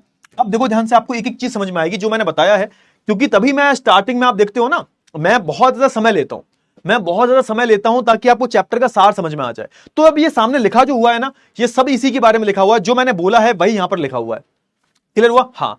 अब यहां पर एक शब्द का इस्तेमाल किया गया है, जो चैप्टर ही हमारा है उस शब्द का इस्तेमाल किया गया है, संसाधन के रूप में लोग। यह शब्द किसके लिए इस्तेमाल किया गया है? कि किसी भी देश के जो कामकाजी लोग हैं, कामकाजी लोग मतलब जो कुछ ना कुछ काम कर रहे हैं, जो कुछ ना कुछ गतिविधियां कर रहे हैं जिससे पैसा बन रहा है, जो कुछ ना कुछ काम कर रहे हैं, उनका क्या है? उनके मौजूदा उत्पादन कौशल और क्षमताओं के संदर्भ में संदर्भित करने का एक तरीका है। यानी कि यहां पे क्या बोला जा रहा है कि आपके देश में जो कामकाजी पुरुष है, मैं आपकी बात नहीं कर रहा, अभी आप कामकाजी नहीं हो, आप बन रहे हो, आप उस प्रोसेस में हो, अभी आप मानव संसाधन नहीं बने हो। अभी अगर आप कहोगे सर हम भी पूंजी हैं, हाँ बिल्कुल पूंजी हो तुम, लेकिन अभी पूंजी बने नहीं हो तुम, अभी आप मानव संसाधन नहीं बने हो। क्यों? क्योंकि अभी आप सिर्फ ले रहे हो, आप सिर्फ दे नहीं रहे। आप अभी आप क्या है? अभी आप पे खर्चा किया जा रहा है, आपके माँ बाप जो है आप पर खर्चा कर रहे हैं, आपको पढ़ा रहे हैं। क्यों? क्योंकि उनका ऐसा मानना है, आपके माँ बाप का, कि आगे चलकर भविष्य में आप क्या करोगे? आगे चलकर भविष्य में आप उनको रिटर्न दोगे, आपकी नौकरी लगेगी, आप बिजनेस करोगे, आप किसी भी फील्ड में जाओगे, आप अच्छा करोगे। इस वजह से आपके जो माँ बाप हैं वो क्या कर रहे हैं? वो आपको शिक्षा दे रहे हैं। समझ में आया? लेकिन अगर आप मेरे को बोलो कि गुरुजी एक बात बताइएगा, हम भी तो संसाधन है, बिल्कुल संसाधन, लेकिन अभी नहीं हो, अभी संसाधन बनने के प्रोसेस में हो तुम, अभी तुम कामकाजी नहीं हो। अभी तुम क्या कर रहे हो? अभी तुम बैठ के आराम से, तुम पर खर्चा किया जा रहा है, तुम्हारे स्कूल की फीस जाती है, ट्यूशन की फीस जाती है, तुम्हें बढ़िया बढ़िया सुबह उठकर बढ़िया पराठे चाहिए, तुम्हें चाय चाहिए, नमक जीरा के पराठे, और तुम्हें ये सब खाना वाना चाहिए टाइम पर, लेकिन अभी तुम कुछ कर नहीं रहे हो, अभी तुम इस देश को कुछ दे नहीं रहे हो। लेकिन भविष्य में आगे चल के 5 साल बाद, 6 साल बाद आप क्या करोगे? आप इस देश का संसाधन बन जाओगे। समझ में आ रहा है क्यों? क्योंकि आप क्या करोगे? आप कुछ ना कुछ तो काम करोगे ना। अब जब कुछ ना कुछ जब आप काम करोगे, वो किसके आधार पर करोगे? अपने कौशल के आधार पर करोगे, अपनी स्किल्स के आधार पर करोगे। आप, कोई बच्चा इंजीनियर बनेगा, कोई बच्चा डॉक्टर बनेगा, कोई बच्चा एक्टिंग में चला जाएगा, और कोई तो यूट्यूबर बन जाएगा। अरे सर, हम तो, अगर हमें कुछ नहीं मिला तो हम तो यूट्यूबर बन जाएंगे, यहाँ पर एक काम करेंगे सर, इंस्टाग्राम पर रील्स डाला करेंगे, और फेमस हो गए तो बहुत पैसा है, बहुत पैसा है सर। हाँ चलो कोई बात नहीं। तो कहीं ना कहीं क्या है, एक तरीके से आप भविष्य में जाकर हमारे इस पूरे देश का एसेट बनने वाले हो, संपत्ति बनने वाले हो। एक तरीके से आप क्या हो सर? आप इस पूरे देश की संपत्ति बनने वाले हो। समझ में आया नहीं आया? फटाफट से बताओ। तो यहां पर वही बोला जा रहा है कि भैया यहां पर हमने जो ये जो पूरा टर्म है, ये पूरा हमने जो चैप्टर का नाम इस्तेमाल किया है संसाधन के रूप में लोग, ये किसके लिए इस्तेमाल किया गया है? कि भैया जो हमारे पास कामकाजी लोग हैं, उनका जो भी उनका कौशल है, कौशल का मतलब क्या होता है बेटा? स्किल्स। इसको हम क्या बोलते हैं इंग्लिश में? स्किल्स बोलते हैं। अब भाई जो भी काम आप करते हो, उसमें स्किल्स चाहिए होती हैं। मतलब हर काम में स्किल्स नहीं चाहिए होती, लेकिन कोई भी एक ऐसा काम जो हर कोई नहीं कर सकता। जैसे लेट्स से कि अगर तुम सॉफ्टवेयर डेवलपर बनोगे, तो तुम्हें कोई ना कोई कोडिंग लैंग्वेज आनी चाहिए, जावा, C++। मान के चलो, पढ़ाना भी एक तरीके का कौशल है, हर कोई नहीं पढ़ा सकता। तो मेरे पास भी कौशल है पढ़ाने का, कि सर वो तो नहीं है आपके पास, मजाक कर रहा हूं, ठीक है ठीक है। हाँ, तो कौशल है। कौशल का मतलब क्या होता है? आपके पास स्किल्स और आप में क्षमताएं कितनी है, आप क्या क्या कर सकते हो, उसके संदर्भ में जो है इसका प्रयोग किया गया है। क्लियर हुआ ना? हाँ, तो आप देखोगे यहां पर यह भी बोला गया है कि अन्य संसाधनों की तरह जनसंख्या जो है हमारी, जनसंख्या का मतलब क्या होता है सर? जनसंख्या, इसको हम इंग्लिश में क्या बोलते हैं? इसको इंग्लिश में हम बोलते हैं पॉपुलेशन। पॉपुलेशन। अच्छा, अगर मैं बात करूं जनसंख्या की, पॉपुलेशन की बात करूं, इसको हम हिंदी में बोलते हैं जनसंख्या। जनसंख्या का मतलब क्या होता है? जन प्लस संख्या, जनों की संख्या। मतलब ये कि किसी भी स्थान पर, किसी भी एक पर्टिकुलर स्थान पर जो वहां पर लोग हैं और जो लोगों की संख्या है, उसको हम जनसंख्या बोलते हैं। जनसंख्या तो पता है ना आपको, कि किसी भी जगह आप जाओगे, वहां पर कोई ना कोई 10, 20, 1000, लाख लोग तो रहते होंगे। तो किसी भी जगह की जो लोग हैं, उनकी जो संख्या है, उसको जनसंख्या बोलते हैं। तो यहां पर यही बोला गया है कि अन्य संसाधनों की तरह, जैसे हम अलग अलग भिन्न भिन्न प्रकार के संसाधनों की बात करते हैं, हम फोन के बारे में बात करते हैं, हम इंटरनेट के बारे में, हम अभी ये मैंने जो भी आपको उदाहरण दिए, अलग अलग संसाधनों की तरह आप देखोगे कि हमारे देश की जो जनसंख्या है, हमारे देश के जो मानव हैं, ये भी क्या है सर? ये भी एक तरीके का संसाधन है, जिसको हम क्या बोलते हैं? जिसको मानव संसाधन बोलते हैं। हम इसको मानव संसाधन बोलते हैं। ये जनसंख्या जो है एक तरीके का संसाधन है, यही तो हमारे देश को आगे लेके जाएगा। आप सोच के देखो कि जापान इतना आगे क्यों है, अमेरिका इतना आगे क्यों है? कहीं ना कहीं अमेरिका को, जापान को महान बनाने में इनके जो लोग रहे होंगे, इनके जो मानव रहे होंगे, इन्होंने ही तो आगे बढ़ाया है। तभी तो हम बोलते हैं ना कि भारत जो है एक ऐसा देश है जहां पर सबसे ज्यादा जवान लोग पाए जाते हैं। आपको पता होगा, नहीं पता होगा ना, मैं बताता हूं आज, कि भारत एक ऐसा देश है जहां पर सबसे ज्यादा जवान लोग पाए जाते हैं। और तभी बोला जाता है कि भारत का जो भविष्य है वो बहुत सुनहरा है, क्योंकि जितने भी जवान लोग हैं, यंग लोग जो हैं, यही भारत को आगे लेके जाएंगे। तो यहां पर वही बोला गया कि भाई मानव भी क्या है? मानव भी एक तरीके का, किसी भी देश का जो मानव है, ये भी उस देश का संसाधन है। क्लियर हुआ? हाँ ना? फटाफट से बताओ, जल्दी से बताओ फटाफट से। क्लियर हुआ? अच्छा, अब यहां पर मेन सवाल यह आता है, अब यहां पर मेन सवाल क्या आता है कि सर अब इस मानव संसाधन को हम और अच्छे से क्या क्या कर सकते हैं, और इसको और बेहतरीन कैसे बना सकते हैं?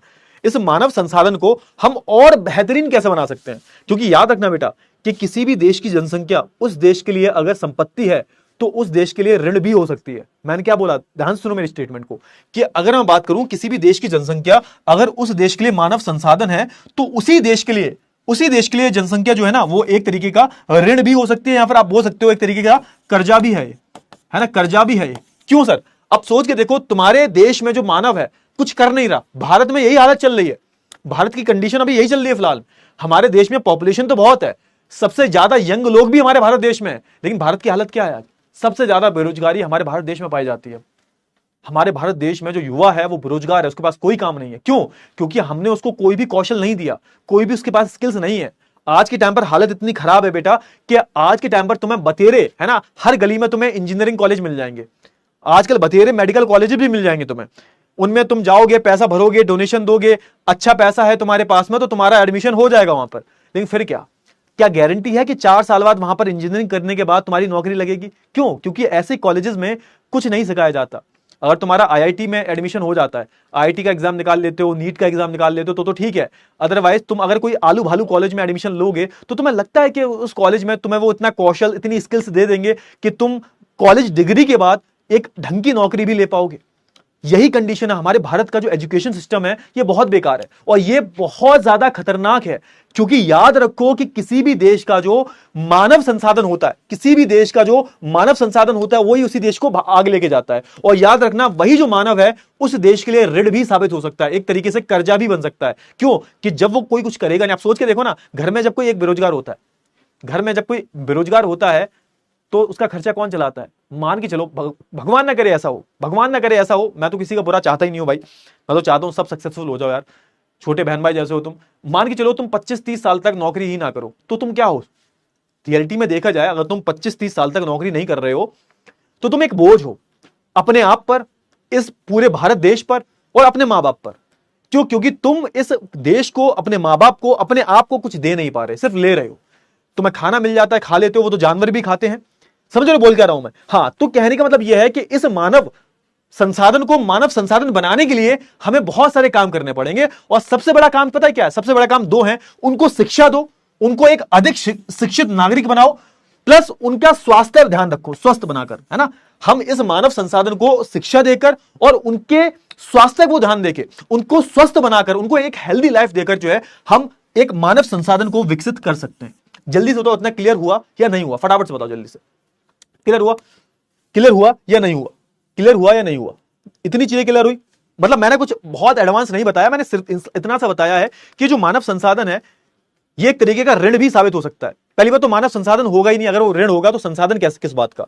मानव जो है वो जनसंख्या जो है आपके देश की, वो आपके लिए एक तरीके की लाइबिलिटी, एक तरीके का ऋण भी हो सकती है, कर्जा भी हो सकती है। वो संपत्ति नहीं हो सकती जब तक तुम उन पर खर्चा नहीं कर रहे हो, जब तक तुम उन पर जो है निवेश नहीं कर रहे हो, जब तक तुम उनकी शिक्षा पर ध्यान नहीं दे रहे हो, जब तक कि तुम अपने स्वास्थ्य पर ध्यान नहीं दे रहे हो। और यही हालत जो है अभी हमारे भारत देश की चल रही है। हमारे भारत देश में बेरोजगारी एक बहुत बड़ी समस्या है। एक पढ़ा लिखा युवा जिसने डिग्री ले रखी है, जिसने मास्टर्स कर रखी है, जिसने पीएचडी तक कर रखी है, वो चपरासी के एग्जाम के लिए फॉर्म भरता है। सोच के देखो, अभी शायद तुम्हें जानकर हैरानी होगी, अभी जगह निकली थी चपरासी की, पियोन की, चपरासी जो होते हैं उसमें 70% जो थे इंजीनियर थे। कुछ ऐसे लोग भी थे जिन्होंने पीएचडी की डिग्री ले रखी थी, उन्होंने भी अप्लाई किया था चपरासी की नौकरी के लिए। सोच के देखो कितना बड़ा आप बोल सकते हो बेरोजगारी का स्तर हो चुका है हमारे भारत देश में। सोच के देखो, जल्दी से बताओ, समझ में आया ना? हाँ, तो इसके लिए हमें क्या करना पड़ेगा? इन पर काम करना पड़ेगा, ठीक है ना। तो अगर हम इन मानवों पर, इनकी शिक्षा पर ध्यान दें, इनके स्वास्थ्य पर ध्यान दें, तो हम क्या कर सकते हैं? हम इनको जो है, हम इनको मानव पूंजी में जो है बदल सकते हैं। अब यहां पर बहुत सारे बच्चे पूछेंगे, सर पूंजी क्या होती है? पूंजी बेटा सेम बात है। पूंजी का मतलब होता है संपत्ति। पूंजी का मतलब क्या होता है? संपत्ति, आपका जो एसेट है, संपत्ति जो है, उसको मानव पूंजी बोलते हैं। मानव पूंजी को यहां पर संपत्ति बनाने के लिए हमें उनकी शिक्षा में, उनके स्वास्थ्य में जो है निवेश करना पड़ेगा। क्लियर हुआ ना? हाँ या ना? फटाफट से बताओ जल्दी से। हाँ, अच्छा, मानव पूंजी में निवेश करना। अच्छा, बहुत सारे बच्चे सोच रहे होंगे सर ये निवेश का मतलब क्या हो गया? बेटा निवेश को हम बोलते हैं इन्वेस्ट। निवेश का सिंपल सा मतलब होता है कि जब आप कुछ चीज लगा रहे हो और आप बदले में ज्यादा एक्सपेक्ट कर रहे हो, रिटर्न ज्यादा मांग रहे हो, उसको हम बोलते हैं निवेश। मतलब मान के चलो तुमने कहीं 100 रुपए लगाए बिजनेस में और तुम चाहते हो हमने 100 रुपए बिजनेस में लगाए और मुझे को लौट कर 150 रुपए मिले, तो उसको हम बोलते हैं निवेश। तुम्हारे माँ बाप भी तुम पर क्या कर रहे हैं? तुम्हारे जो माँ बाप हैं, तुम्हारे जो अन्नदाता हैं, वो तुम पर क्या कर रहे हैं? निवेश ही तो कर रहे हैं कि तुम पर पैसा लगाएंगे, तुम्हें पढ़ाएंगे लिखाएंगे, और फिर तुम जब पढ़ लिख कर कुछ बन जाओगे, ढंग का बन जाओगे, अच्छी नौकरी लग जाएगी तुम्हें, तो तुम पर जो निवेश किया है वो तो 1 साल में निकल आएगा। अभी तुम पर क्या किया जा रहा है? तुम पर जो पैसा खर्च किया जा रहा है वो एक तरीके का निवेश है। ऑल्दो माँ बाप जो होते हैं वो कभी निवेश नहीं बोलेंगे, क्योंकि माँ बाप जब तुम पर पैसा लगा रहे हैं वो कभी नहीं चाहते हैं कि तुम बदले में कुछ उनको दो। वो बस इतना चाहते हैं कि तुम कुछ बड़े होकर बन जाओ।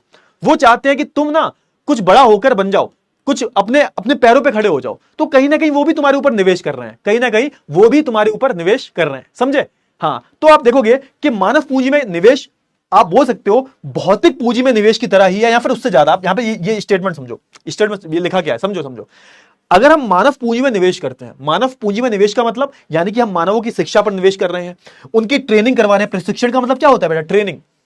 हम ट्रेनिंग में क्या देते हैं? उनको स्किल्स सिखाते हैं, जो भी काम करने की स्किल्स हैं, ताकि वो अपने पैरों पे खड़े होके वो काम कर सके। उनकी चिकित्सा या फिर उनके स्वास्थ्य की देखभाल कर रहे हैं।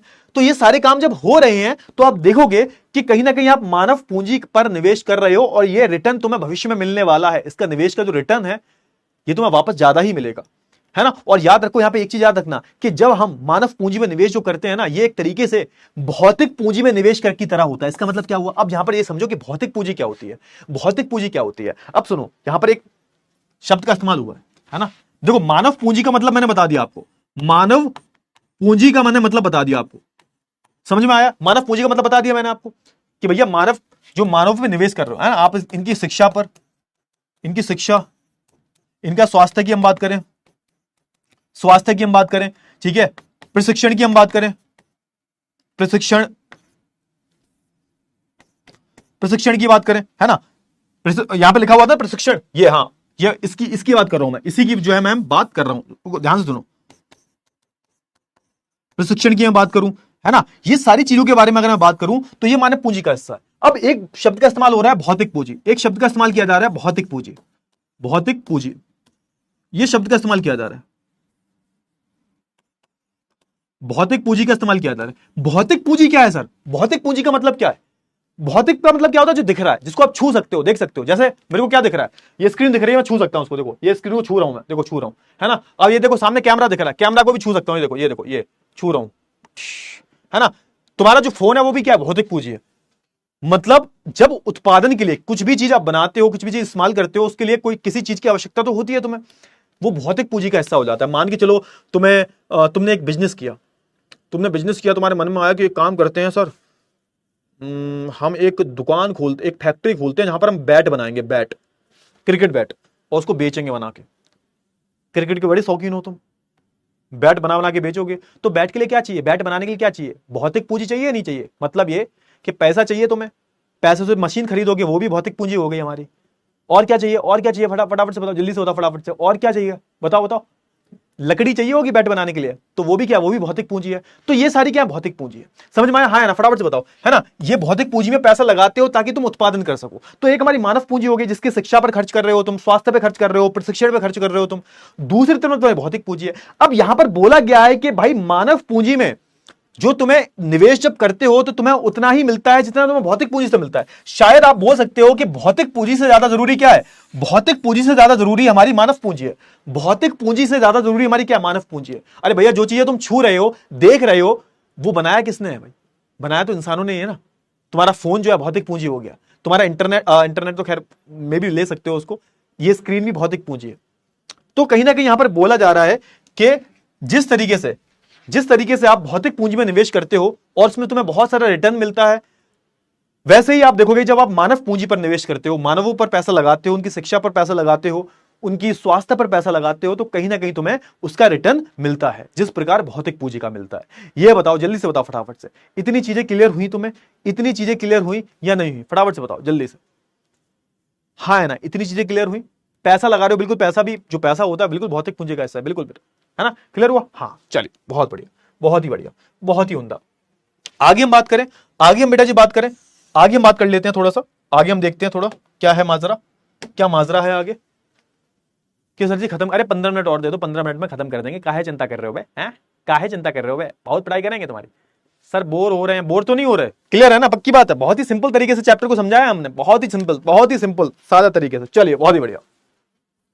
अच्छा, अब यहां पर क्या किया गया है, अब यहां पर मानव पूंजी, भूमि और भौतिक पूंजी को इस्तेमाल किया गया। अब सुनो, यहां पे मानव पूंजी, भूमि और भौतिक पूंजी जैसे अन्य संसाधनों से बेहतर। अब देखो, यहां पे बहुत इंपॉर्टेंट स्टेटमेंट दिया गया है, जो तुम्हारे एनसीईआरटी में भी लिखा हुआ है। यहां पर बोला जा रहा है कि जो मानव पूंजी है, जो मानव पूंजी है, वो भूमि और भौतिक पूंजी जैसे जो दूसरे संसाधन है, इनसे भी ज्यादा महत्वपूर्ण क्या है, इनसे भी ज्यादा बेहतर और महत्वपूर्ण क्या है, हमारी मानव पूंजी है। और इसका बहुत ही एक बहुत ही लॉजिक सा आंसर दिया गया। अब सोच के देखो ना, तुम्हारे पास जब तक दिमाग नहीं होगा तो ये सारी चीजें बना पाओगे तुम।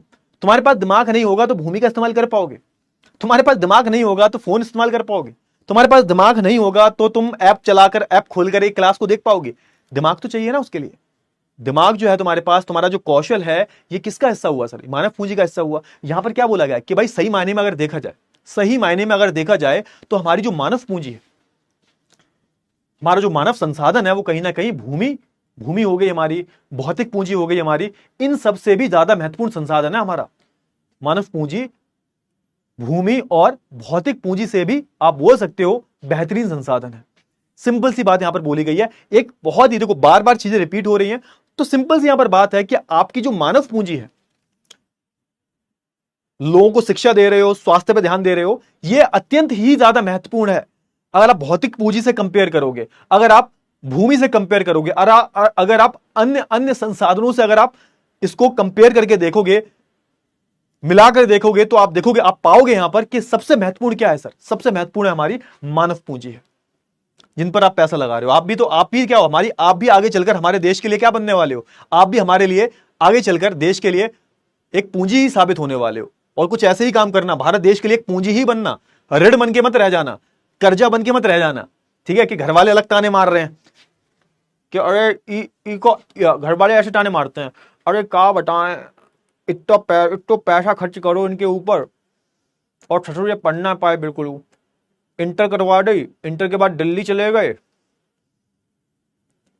5-6 लाख रुपए वहां खर्च करो और अब जो घर बैठे हुए हैं, ऐसे बोलते हैं ना। हाँ, मतलब यहां पर क्या हो रहा है बेसिकली, यहां पर हो क्या रहा है? घर वाले ऐसे बोलते हैं ना, ऐसे ही तो बोलते हैं, ऐसे ही बोलते हैं ना घर वाले कि 5-10 लाख रुपए खर्च होगा और यहां पर तो ये बैठे हुए हैं ऐसे ही बेरोजगार, बिल्कुल घर पे कुछ काम धंधा नहीं कर रहे, क्या बताएं हम। ऐसे तो घर में बातें होती हैं हमारे, जैसे हमारे एक दूर के ताऊ जी थे, उनका लड़का जो है, उनने कॉलेज में 15-20 लाख रुपए खर्च किया, और कॉलेज में इतना 15-20 लाख रुपए खर्च करने के बाद उनकी नौकरी नहीं लगी। तो जब वो घर लौट के आए, रिंकू नाम था, तो ऐसे बोले वहां पे, ए रिंकू के पापा कितो पैसा खर्च करो इनके ऊपर, 10 लाख रुपया खर्च कर दो, इनकी नौकरी नहीं लगी। तो उनको ताने पड़ते हैं, अभी भी बेचारे अभी भी फालतू बैठे हुए, खाली बैठे हुए हैं वो। हाँ, तो ऐसे ही ताने तुम पे पड़ेंगे अगर तुम कुछ कर नहीं पाओगे तो वो एक तरीके से क्या है, वो मानव पूंजी नहीं है, वो एक तरीके से ऋण बन चुके हैं। तो समझो तुम थोड़ा सा, है ना, माजरा क्या है। सर फिजिक्स वाला में टीचर बनेंगे, देखो बेटा ऐसा है, हमारा ही कंपटीशन बनोगे तुम, शर्म नहीं आई तुमको? हाँ सर जी, तुम्हारा ही कंपटीशन बनेंगे, हाँ बहुत पिटाई करेंगे तुम्हारे हम। चलो ठीक है, बहुत बढ़िया, बहुत ही बढ़िया, अच्छी बात है, बनो टीचर बनो यार, टीचर बनो, टीचर बनना ही बहुत जरूरी है। देखो अब यहां पे क्या लिखा हुआ है, मानव पूंजी जो है हमारी, भूमि और जो दूसरी भौतिक पूंजियां हैं और जो अन्य संसाधन है, इनसे भी जरूरी मानी जाती है। अगर मैं बात करूं अपने अर्थव्यवस्था के बारे में, तो कुल उत्पादकता अर्थव्यवस्था की वृद्धि में योगदान होता है। मानव संसाधन में निवेश भविष्य में उच्च दर का रिटर्न दे सकता है। जापान जैसे देशों से मानव संसाधनों में निवेश किया। अब देखो यहाँ पे ये जो पूरा स्टेटमेंट अगर आप पढ़ोगे, तो यहां पर एक चीज की बात की जाती है भाई, क्या बात की जाती है, एक आपकी बुक में चीज लिखी हुई है, सकल घरेलू उत्पाद। सकल घरेलू उत्पादन बोल लो, उत्पादन बोल लो, इसको हम इंग्लिश में बोलते हैं gross domestic product. Gross domestic product. अब समझो यहां पे बोला जा रहा है कि देखो होता क्या है कि किसी भी, देखो पहले यहां पे मतलब समझो, सकल घरेलू उत्पाद का मतलब क्या होता है कि हमारे देश में जो भी गतिविधियां हो रही हैं, हमारे देश में जो भी गतिविधियां हो रही हैं, जो भी हमारे देश में क्या हो रहा है सर, जो भी हमारे देश में आर्थिक गतिविधियां हो रही हैं, जो भी हमारे देश में आर्थिक गतिविधियां हो रही हैं, ये जो आर्थिक गतिविधियां हो रही हैं ना, इनका जो टोटल मूल्य है, अलग अलग क्षेत्र में अलग अलग गतिविधियां हो रही हैं, कोई खेती कर रहा है भाई, कोई सेवा क्षेत्र में है, अलग अलग लोग काम कर रहे हैं, कोई फैक्ट्री में काम कर रहा है, तो ये हमारे देश में अलग अलग गतिविधियां हो रही हैं। इनसे क्या बन रहा है सर, इनसे जो है आप देखोगे उत्पादन हो रहा है, इनसे वस्तुएं बन रही हैं। अब ये जो भी वस्तुएं बन रही हैं, जो भी वस्तुएं और सेवाएं बन रही हैं, ये जो सेवाएं जो है, इनका निर्माण किया जा रहा है, इनका जो कुल मूल्य है, टोटल वैल्यू जो है, कुल मूल्य, इसको हम क्या बोलते हैं सर, इसको हम सकल घरेलू उत्पाद बोलते हैं। मतलब ये कि हमारे देश में जो भी चीजें हो रही हैं, जो भी चीजों का उत्पादन किया जा रहा है, जिन वस्तुओं का उत्पादन किया जा रहा है, जिन सेवाओं का आदान प्रदान किया जा रहा है पूरे देश में, अब इन वस्तुओं का और सेवाओं का आदान प्रदान का जो कुल मूल्य है, अंतिम मूल्य जो है, इसको हम क्या बोलते हैं? इसको हम बोलते हैं सकल घरेलू उत्पाद।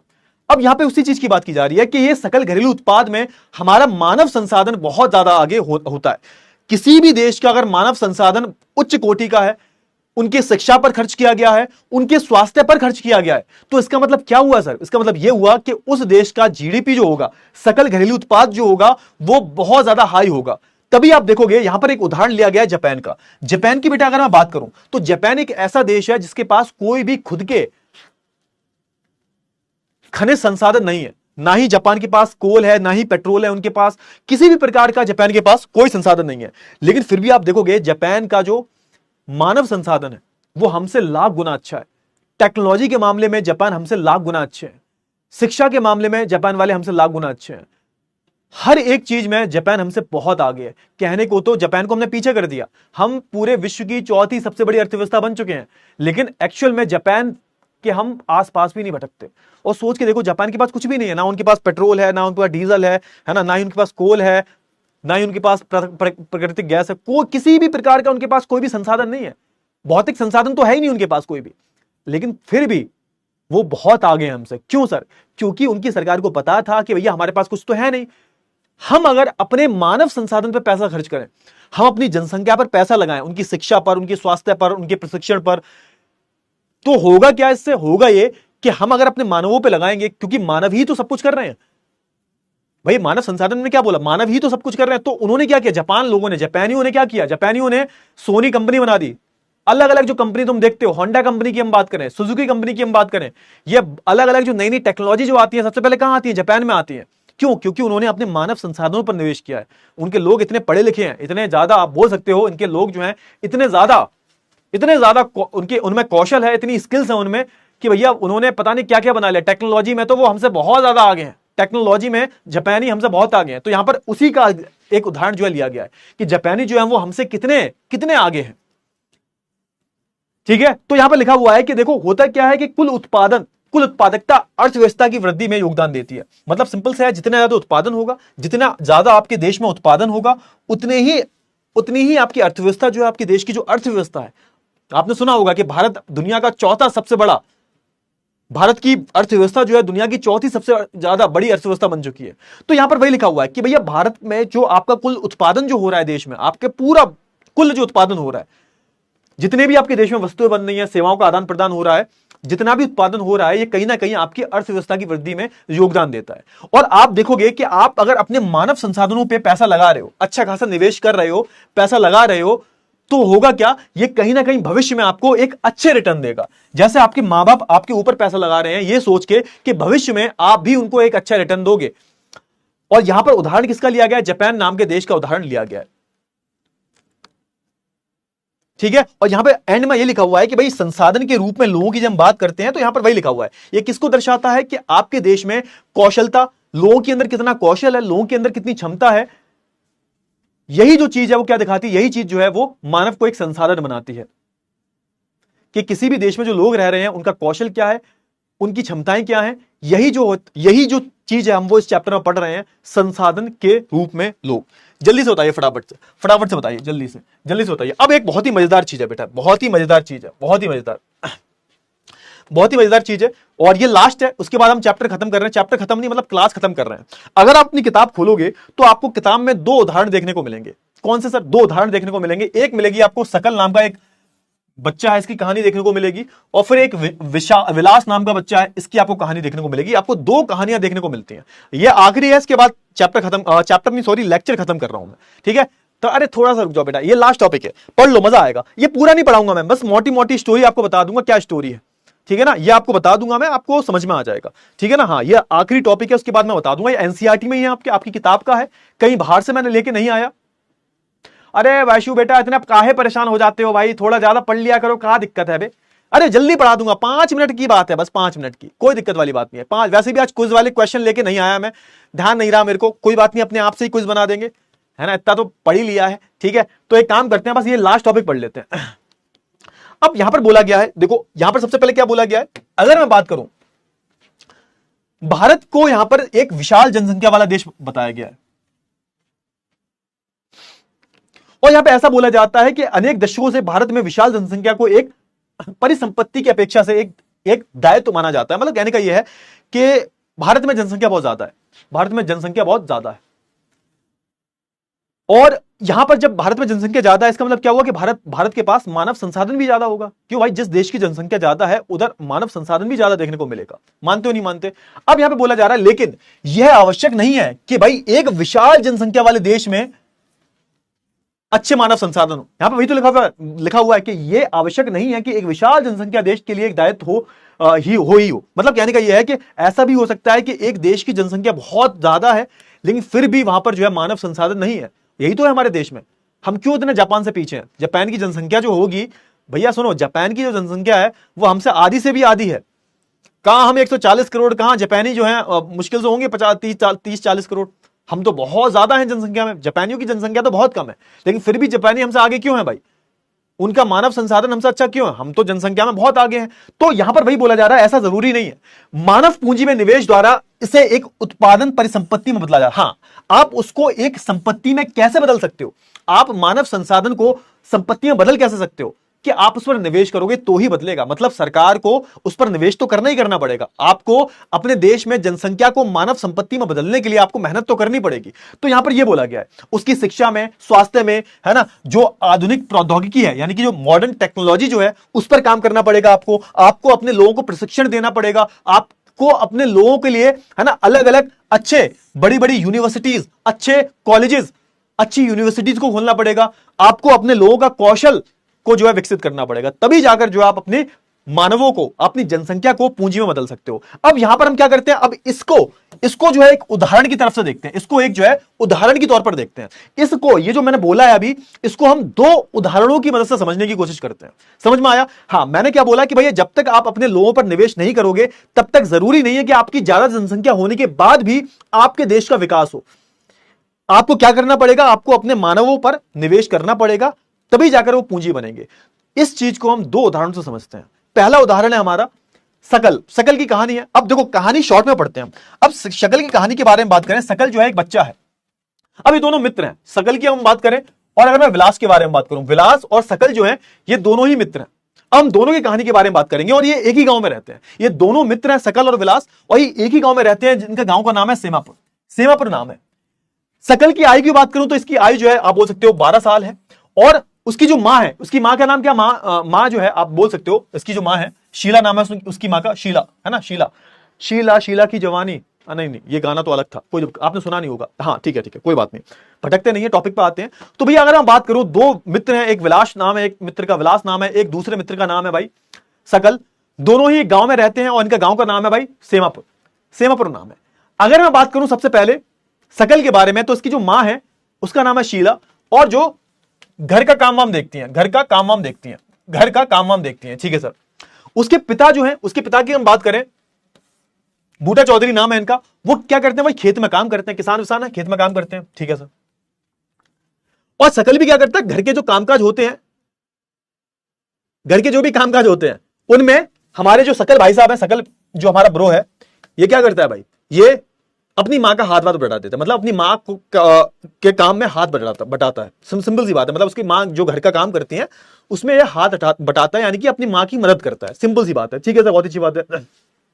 और इसके अलावा आप देखोगे वो अपने जो इसका जो छोटा भाई है, यानी कि जो शकल का छोटा भाई है जीतू, और इसकी जो बहन है सीतू, इसकी भी देखभाल करता है। कहने का मतलब यह है कि भाई जो शकल नाम का बच्चा है, इसके दो भाई बहन और हैं।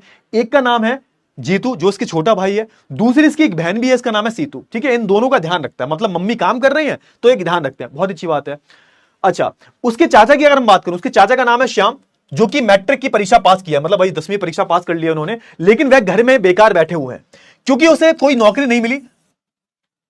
अब क्योंकि क्या हुआ, अब 10वीं पास करके नौकरी किसको मिलती है? तो उसके जो चाचा है इन्होंने मैट्रिक पास कर रखी है और इनके पास कोई भी जो है नौकरी नहीं है।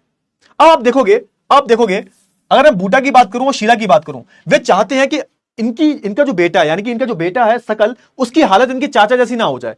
तो वो अपने बेटे को पढ़ाना लिखाना चाहते हैं, वो शकल को पढ़ाना लिखाना चाहते हैं, क्योंकि इनके माँ बाप जो है, शकल के जो माँ बाप हैं शीला और अरे शीला पे हंसो मत यार, ठीक है, शीला और बूटा, इन दोनों की अगर हम बात करें, क्योंकि इन दोनों का बच्चा है ना शकल, हाँ, तो ये सकल को पढ़ाना चाहते हैं कि भैया ऐसा ना हो कि इनकी हालत हमारे चाचा की तरह हो जाए, चाचा श्याम की तरह हो जाए, कि मैट्रिक के बाद अगर हमने इसको बिठाल दिया तो उसको नौकरी कौन देगा। तो कहीं ना कहीं ये अपने बच्चे पर निवेश करना चाहते हैं। अब याद रखना, देखो बहुत अच्छी बात है, ये अपने बच्चों को पढ़ाना लिखाना चाहते हैं, निवेश करना चाहते हैं। तो इन्होंने क्या किया, उन्होंने उस गांव के स्कूल में नाम लिखवाने के लिए जोर देते रहे। उसके बाद क्या हुआ, उसके बाद उसने जो है शीघ्र ही प्रवेश पा लिया, मतलब स्कूल में एडमिशन करवा दिया, उसका पढ़ना उड़ना शुरू कर दिया। उसने पढ़ना शुरू किया और उच्चतम माध्यमिक की परीक्षा पास कर ली, मतलब इंटर पास कर लिया उसने। इंटर पास कर लिया मतलब मैट्रिक तक नहीं रहा, वो इंटर पास कर चुका है भाई, है ना, इंटर पास कर चुका है वो। सकल ने जो है इंटर पास कर लिया, ठीक है, बहुत ही अच्छी बात है, ये सकल ने इंटर पास कर लिया। अब तालियां बजाओ सारे बच्चे। अब यानी कि सकल के मां बाप ने शिक्षा की अहमियत को समझा और सकल को पढ़ा लिखा दिया, इसने प्रॉपर तरीके से इंटर विंटर पास कर ली। ठीक है सर, बहुत ही बढ़िया। अब याद रखना, अब इंटर के बाद इसकी पढ़ाई छुड़वाई नहीं, उसके पिताजी ने उसकी पढ़ाई जो है जारी रखी, बढ़िया, मतलब अभी भी पढ़ रहा है वो। उन्होंने सकल को एक तरीके का आप बोल सकते हो कंप्यूटर का कोर्स भी करवा दिया, और सकल ने उस कंप्यूटर का कोर्स कर इतना ज्यादा कौशल ले लिया कि उसने एक कंपनी के लिए सॉफ्टवेयर बना दिया। और उसके बाद क्या हुआ, उसके बाद उस कंपनी में उसकी बहुत अच्छी जॉब लग गई। अब सोच के देखो यहां पर हुआ क्या। अब कहने को तो अगर उसके मां बाप 10वीं के बाद उसको बिठाल देते या इंटर के बाद बिठाल देते तो सकल कुछ कर पाता, नहीं कर पाता। उसके मां बाप ने शिक्षा की अहमियत समझी और उसके बाद उसको पढ़ाया भी, लिखाया भी, कंप्यूटर का कोर्स भी करवाया। उसने एक फर्म है, प्राइवेट फर्म जो थी, निजी फर्म जो थी, उसके लिए एक सॉफ्टवेयर भी बना दिया और फर्म को उसका काम अच्छा लगा तो उसको प्रमोशन भी दे दिया। तो ये कहानी थी हमारी सकल की। अब भाई सकल जो है, भाई सकल सेट हो चुका है लाइफ में, बढ़िया नौकरी लग गई है सकल की, बढ़िया कमा रहा है। अब दूसरी तरफ सकल का एक जो दोस्त था, इसका नाम था विलास, इसकी स्टोरी सुनते हैं। अब इसकी स्टोरी का थोड़ा सा जो दी एंड होगा वो थोड़ा सा पेनफुल होगा, थोड़ा सा दर्दनाक होगा। क्या हुआ भाई, अगर मैं बात करूं विलास की, जो कि सकल का ही दोस्त था, ये 11 वर्ष का था, एक लड़का ये भी 11 वर्ष का है और वो भी शकल के गांव का है, मतलब दोनों सेम ही गांव के हैं, तभी तो दोस्त हैं। ठीक है सर, बहुत अच्छी बात है। विलास के जो पिताजी हैं वो एक मछुआरे हैं, ठीक है सर।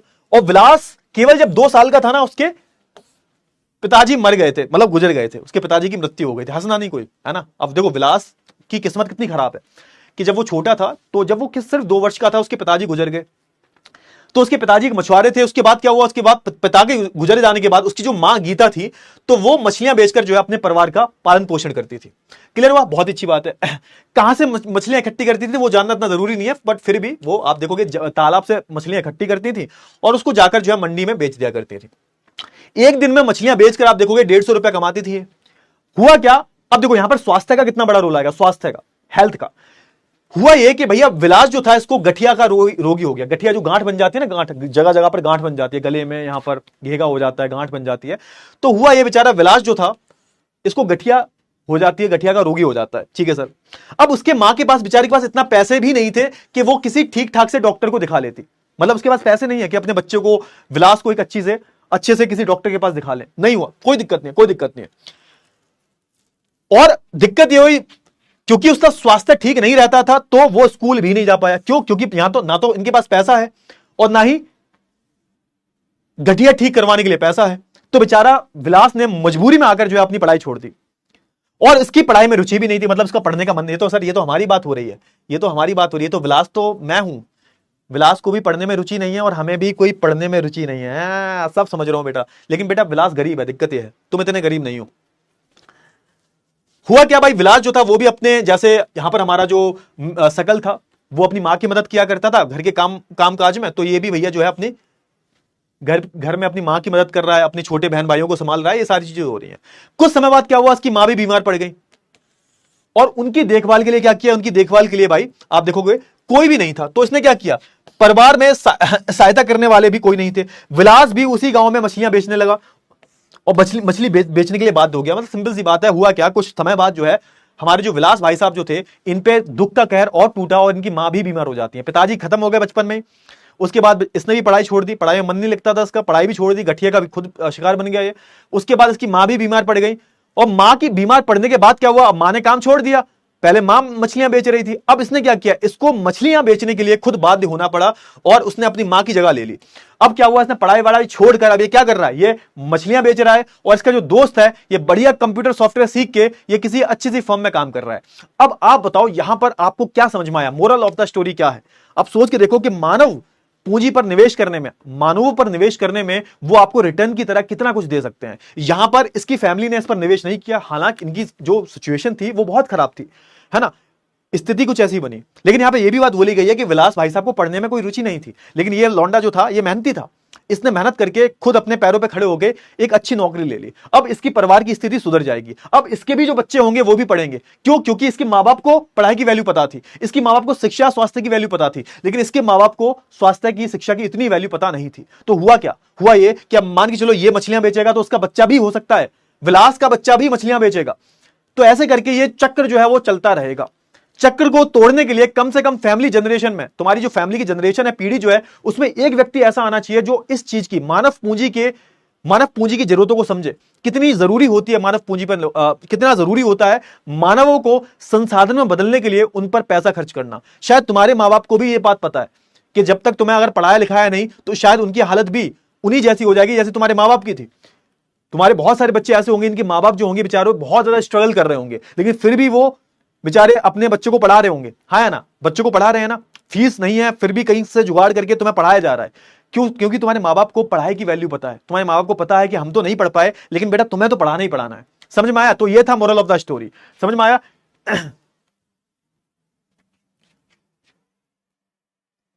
क्लियर हुआ है ना? और यहां पर देखोगे ये ऑलरेडी मैंने आपको बता दिया है कि जापान का उदाहरण भी दिया गया है।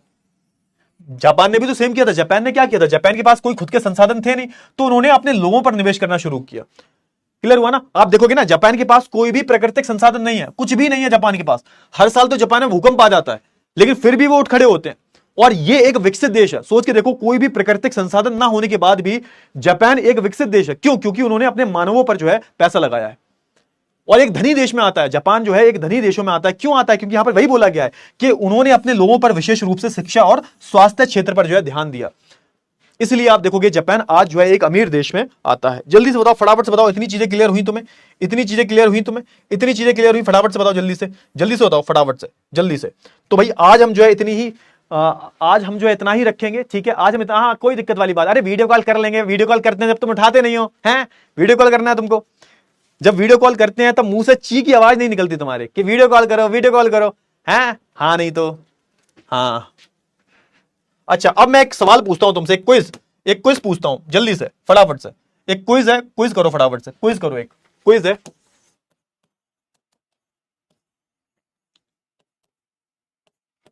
किस देश ने अपने मानव संसाधन पर निवेश किया है?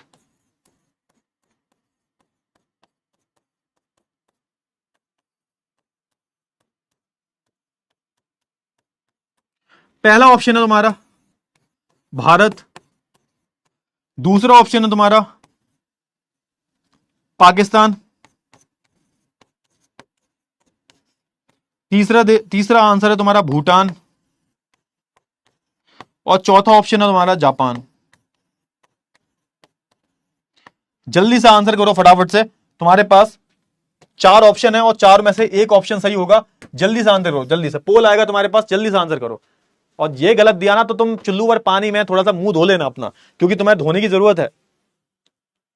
हाँ बताओ, जल्दी से बताओ। ये भी तुम गलत करो, ये भी बहुत सारे जो बच्चे होंगे ये गलत करेंगे। इस क्वेश्चन को भी तुम गलत करोगे, मुझे तुम पर पूरा भरोसा है कि सर इतने तो गए गुजरे नहीं है हम, इतने तो गए गुजरे नहीं है हम। देखो एक बच्चा कह रहा है पाकिस्तान। हाँ बैठे। चलो भाई, कोई बात नहीं। जिया लागे ना तुम बिन मोरा, जिया लागे ना। चलो ठीक है, बहुत बढ़िया, बहुत ही बढ़िया। जल्दी से करो फटाफट से। हाँ आप ये तो सही कर दोगे ना, ये तो ठीक कर दोगे। हाँ चलो ठीक है, समय हुआ समाप्त। तो option number D is the right answer. 8 भाई साहब देखो यहां पर, देखो कितने ये यहां पर पता लगता है कि तुम जो है क्लास में कितने प्रेजेंट रहते हो। अभी भी 11% बच्चों ने आंसर गलत किया है। मतलब अगर 1000 बच्चा मुझे देख रहा है तो अभी भी अगर 1000 बच्चा देख रहा है मुझे, तो 1000 में से आप देखोगे करीबन आप देखोगे 100 बच्चों ने प्रश्न का आंसर गलत किया। यानी कि ये लोग पढ़ते नहीं है, ये सिर्फ टाइम पास करने आते हैं। बहुत बेकार बात है। अंश, प्रशांत, आयुष, अभय, अनिकेत, आलोक, यश, देव, सक्षम, अनुरुद्ध, चलिए, बहुत ही बेटा, बहुत ही बेहतरीन, बहुत ही बेहतरीन। अब बेटा देखो, एक काम करता हूं, आज जो मैंने चैप्टर पढ़ाया है संसाधन के रूप में लोग, ये आपको समझ में आया है या नहीं आया? इसी के बाद क्या करते हैं हम लोग जो है इस क्लास को एंड करते हैं। और बेटा कल अगर हम बात करें, कल मैं आपके डाउट्स वगैरह भी देखने वाला हूं, ठीक है? कल आखिरी क्लास है इसकी, तो कल हम डाउट्स देखेंगे, ठीक है? क्लियर हुआ? कल हम डाउट्स भी देखेंगे, ठीक है? क्लियर हुआ? चलिए, बहुत बढ़िया। कल हम डाउट्स देखेंगे, डाउट्स भी चेक करें। आज टाइम बहुत ज्यादा हो गया है, तो बच्चे बहुत ज्यादा बिलबिला रहे हैं कि अरे सर इतना नहीं पढ़ाया करो, ये तो हमारी कैपेसिटी से भी ज्यादा है। इतने तो गणित वाले सर भी नहीं पढ़ाते, कमल सर। कमल सर बेटा 1.5 घंटे से पहले तो छोड़ते नहीं है तुम्हें। हालांकि वो मैथ पढ़ाते हैं, लेकिन 1.5 घंटे तो वो भी लगा ही देते हैं। सबसे कम मैं ही पढ़ाता हूं, मेरे को लगता है कि सर थ्योरी वाला सब्जेक्ट है सामाजिक विज्ञान, और कौन पढ़ता है सामाजिक विज्ञान सर? है कौन पढ़ता है सामाजिक विज्ञान? बहुत ये ना आती है, अच्छी चीज सामाजिक विज्ञान समझ में नहीं आता। पोल नहीं आया तो क्या करें बताओ हम? पोल नहीं आया तो कोई बात नहीं, इनको जिनको आया है तो वो ध्यान देंगे। 94% बच्चों को समझ में आया, इट्स अ नाइस नंबर। और इन 5% को मैं कैसे खुश करूं ये बताओ भाई। इन 5% लोगों को मैं कैसे खुश करूं, कैसे खुश करूं ये बताओ। तो भैया आज हमने किसकी बात की भाई? तो थोड़ा सा एक थोड़ा सा रिवीजन कर लेते हैं। आज हमने किसकी बात की? आज हमने मानव संसाधन के बारे में बात की।